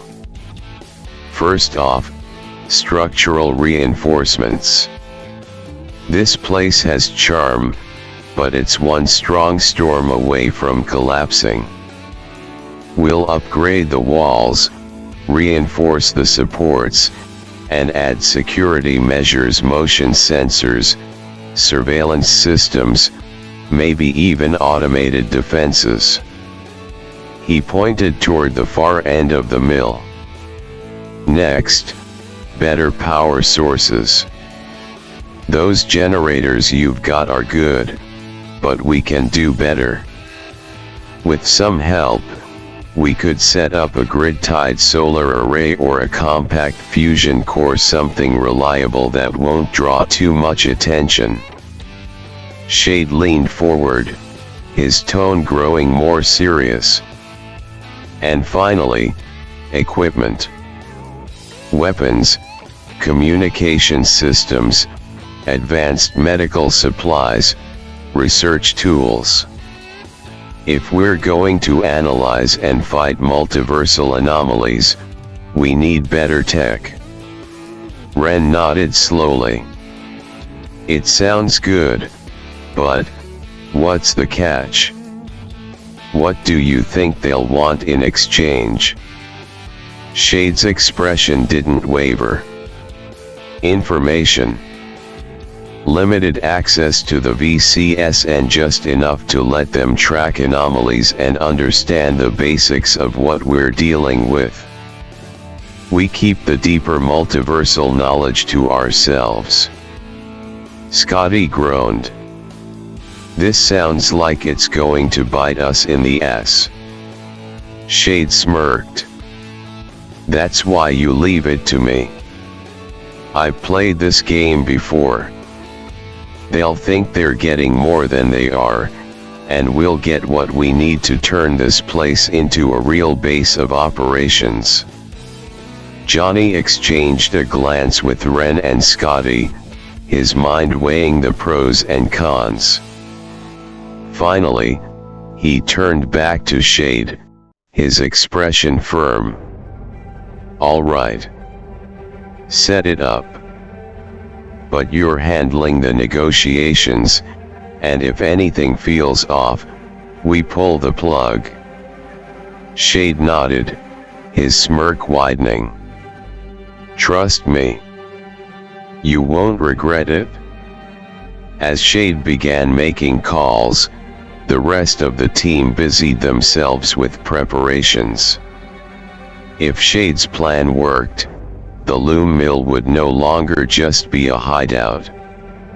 It would become a fortress, a true base for their fight against F.E.A.R. and the chaos spreading across the multiverse.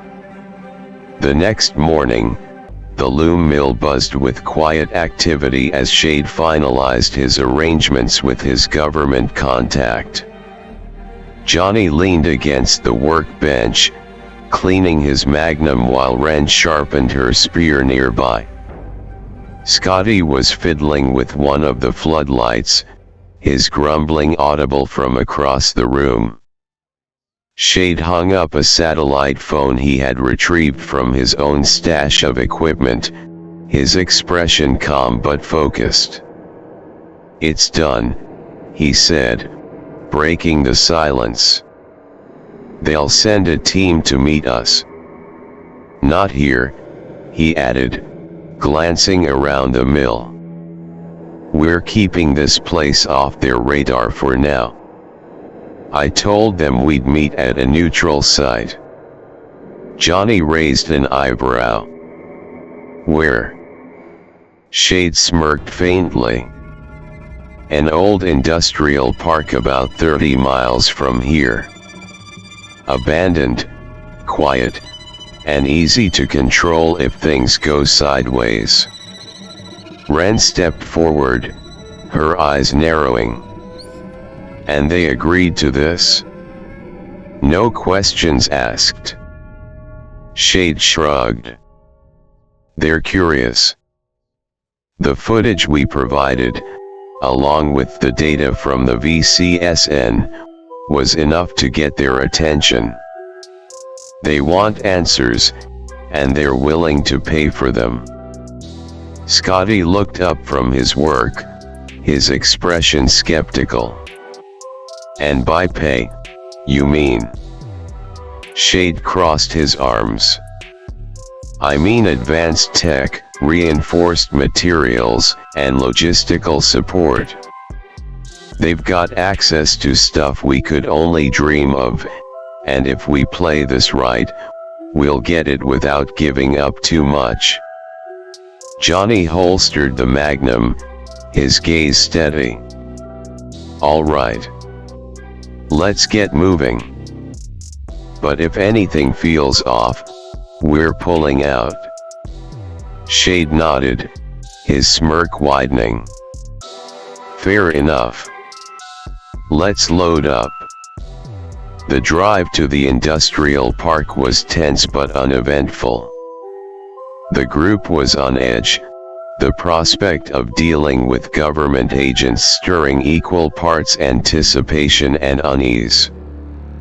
The van rolled into the overgrown lot, its tires crunching over broken asphalt. The industrial park was a sprawling expanse of decaying warehouses and rusted machinery, the skeletal remains of a bygone era. The group exited the van, spreading out as they surveyed the area. Shade gestured toward a large warehouse at the center of the park. "That's the meeting point. They'll be here soon." Ren adjusted her spear, her gaze scanning the surrounding shadows. "You're sure this is safe?" Shade smirked. "As safe as it gets. Trust me, I've done this before." Scotty muttered under his breath. "Yeah, that's what they all say right before the explosions start." Johnny ignored the banter, his focus on the task at hand. "Keep your eyes open. We don't know who we're dealing with yet." Minutes later, the low rumble of engines echoed through the park.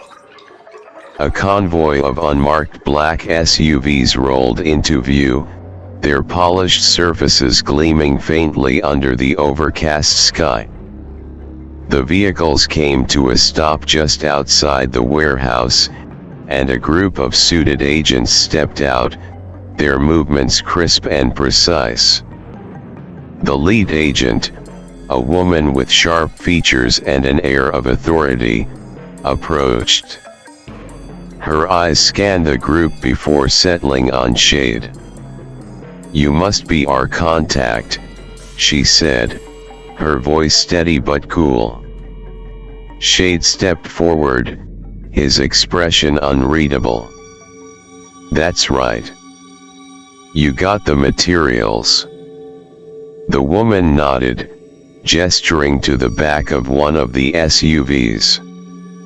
The rear doors opened, revealing crates of equipment, weapon cases, advanced tech, and compact generators among them. Everything you requested. But we'll need to see the data first. Johnny stepped forward, the VCSN glowing faintly on his arm. He activated a limited access display, projecting a holographic overview of the anomalies they had encountered, cryptids, urban legends, and the Slender Man among them. The agents exchanged glances, their expressions shifting subtly as they processed the information. "This is extensive," the lead agent admitted, her tone betraying a hint of surprise. Shade smirked. "And that's just the surface. You give us what we need, and we'll make sure you stay in the loop." The woman hesitated for a moment, then nodded. "Deal. But we expect updates." Johnny stepped back, letting Shade handle the finer points of negotiation. His focus remained on the agents, his instincts sharp. Despite their professional demeanor, he couldn't shake the feeling that there was more to their interest than they let on. As the crates were unloaded and transferred to the van, Ren inspected the equipment, her eyes widening slightly. "This is some serious hardware," she muttered, pulling out a compact weapon with a sleek, futuristic design. Scotty, examining a portable generator, whistled low. "Okay, I take back what I said. This might actually be worth it." Shade returned to the group as the agents finished their work.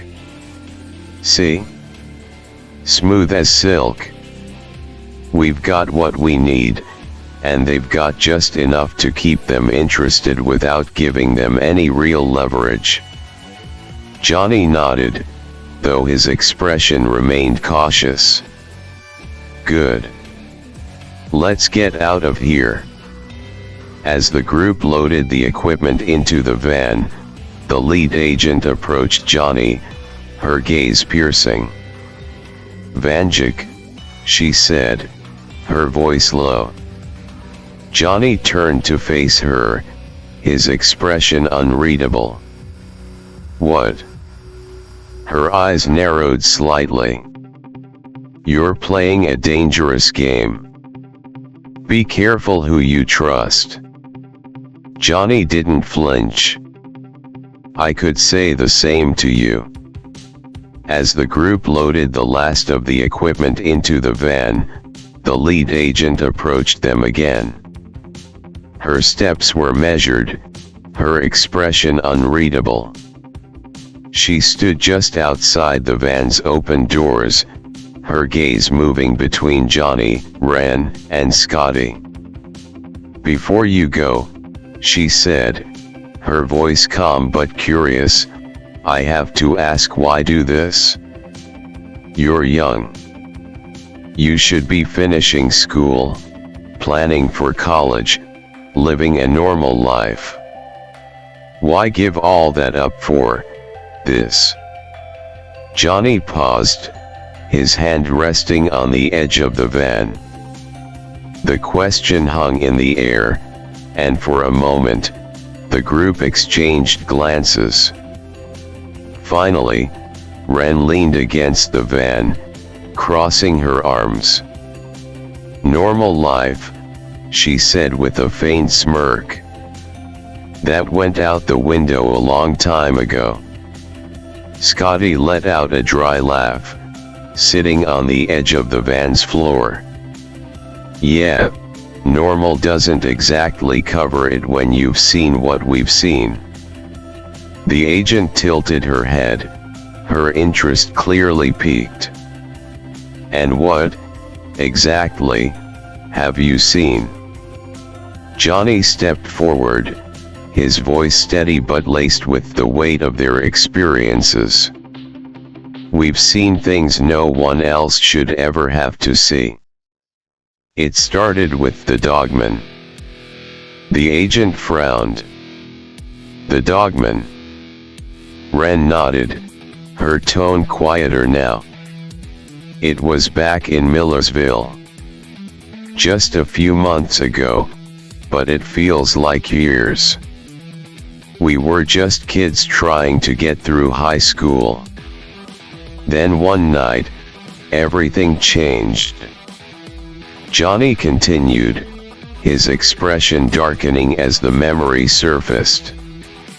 We were out in the woods, stupid, reckless, just looking for a good time.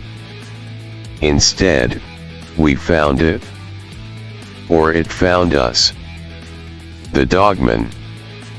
Scotty shivered slightly, his usual bravado dimmed. That thing, it wasn't just a cryptid. It wasn't just an animal. It was a predator, and we were the prey.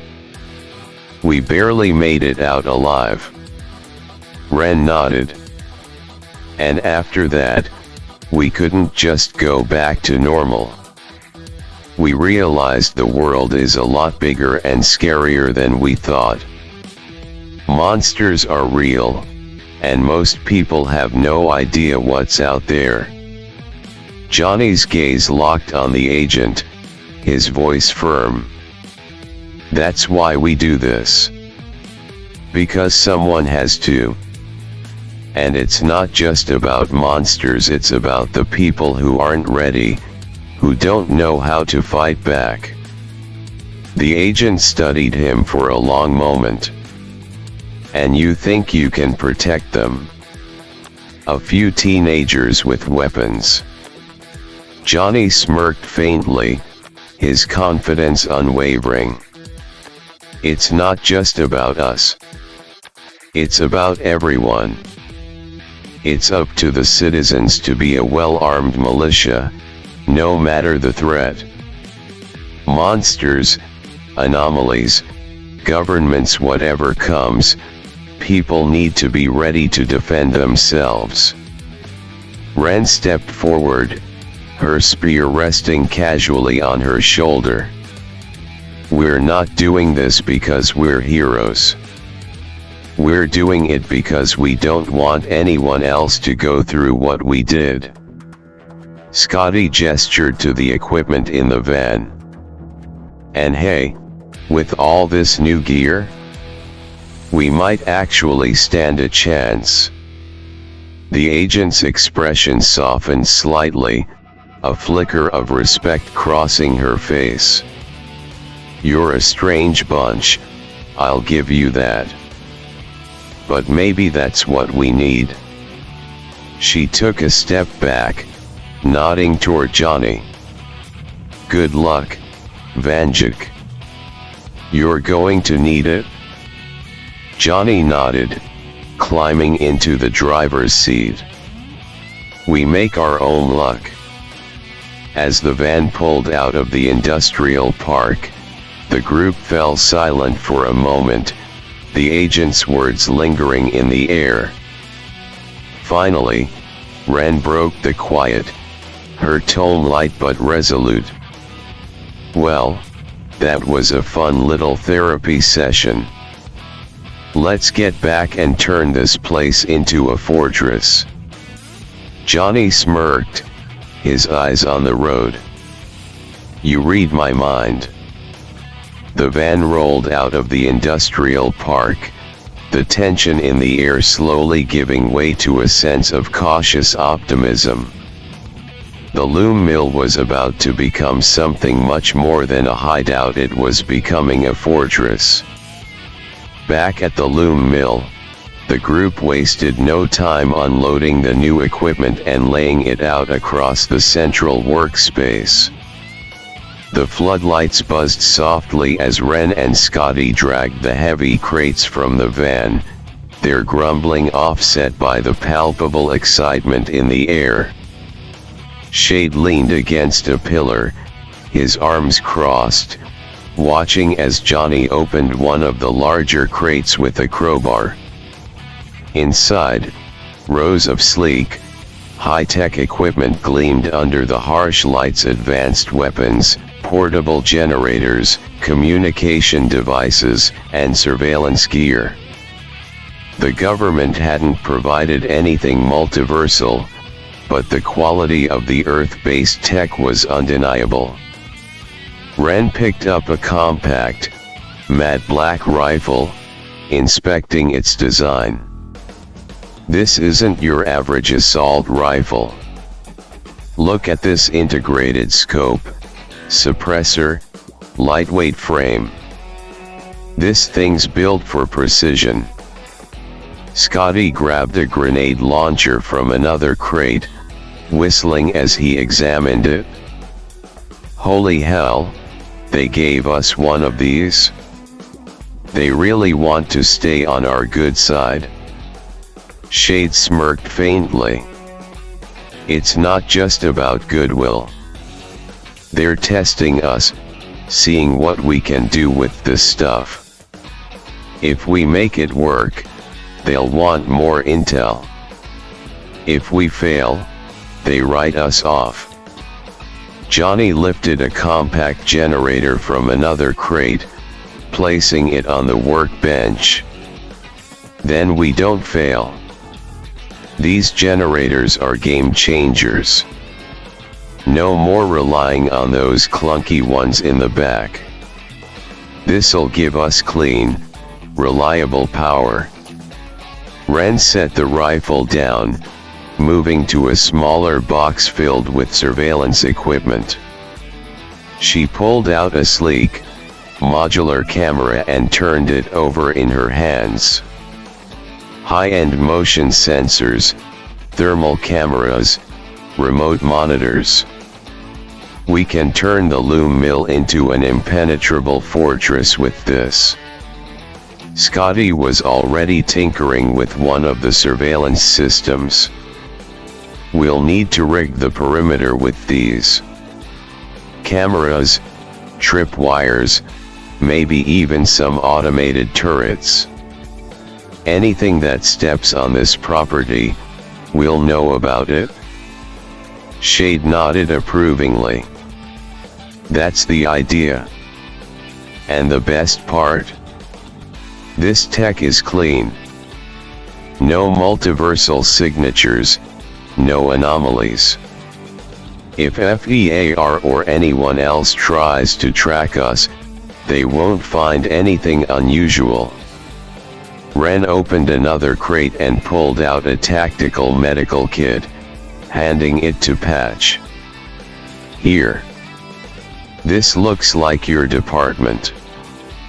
Patch took the kit, inspecting its contents. High-grade supplies, antibiotics, field dressings, even surgical tools. This isn't just first aid, this is full-on combat medic gear. Johnny picked up a communications device from the same crate. It was a sleek, handheld radio with an extended range and encrypted channels. With these, we'll be able to stay connected no matter where we are. No more relying on old walkie-talkies. Scotty snorted, holding up one of the older radios. About time. These things barely worked when we were in the same room.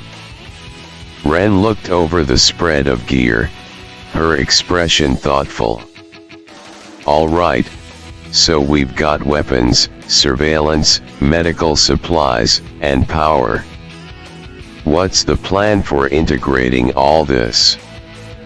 Johnny set the generator down and leaned against the workbench. First, we reinforce the perimeter. Cameras, sensors, and automated defenses go up around the mill. If anything gets close, we'll know about it. Shade stepped forward, gesturing toward the surveillance equipment. We'll also need a dedicated command center. A place where we can monitor everything in real time. That means rigging up a central hub with the best tech we've got. Patch nodded. And I'll set up a proper medical station. If we're going to keep fighting these things, we need to be able to patch ourselves up quickly. Ren grinned faintly.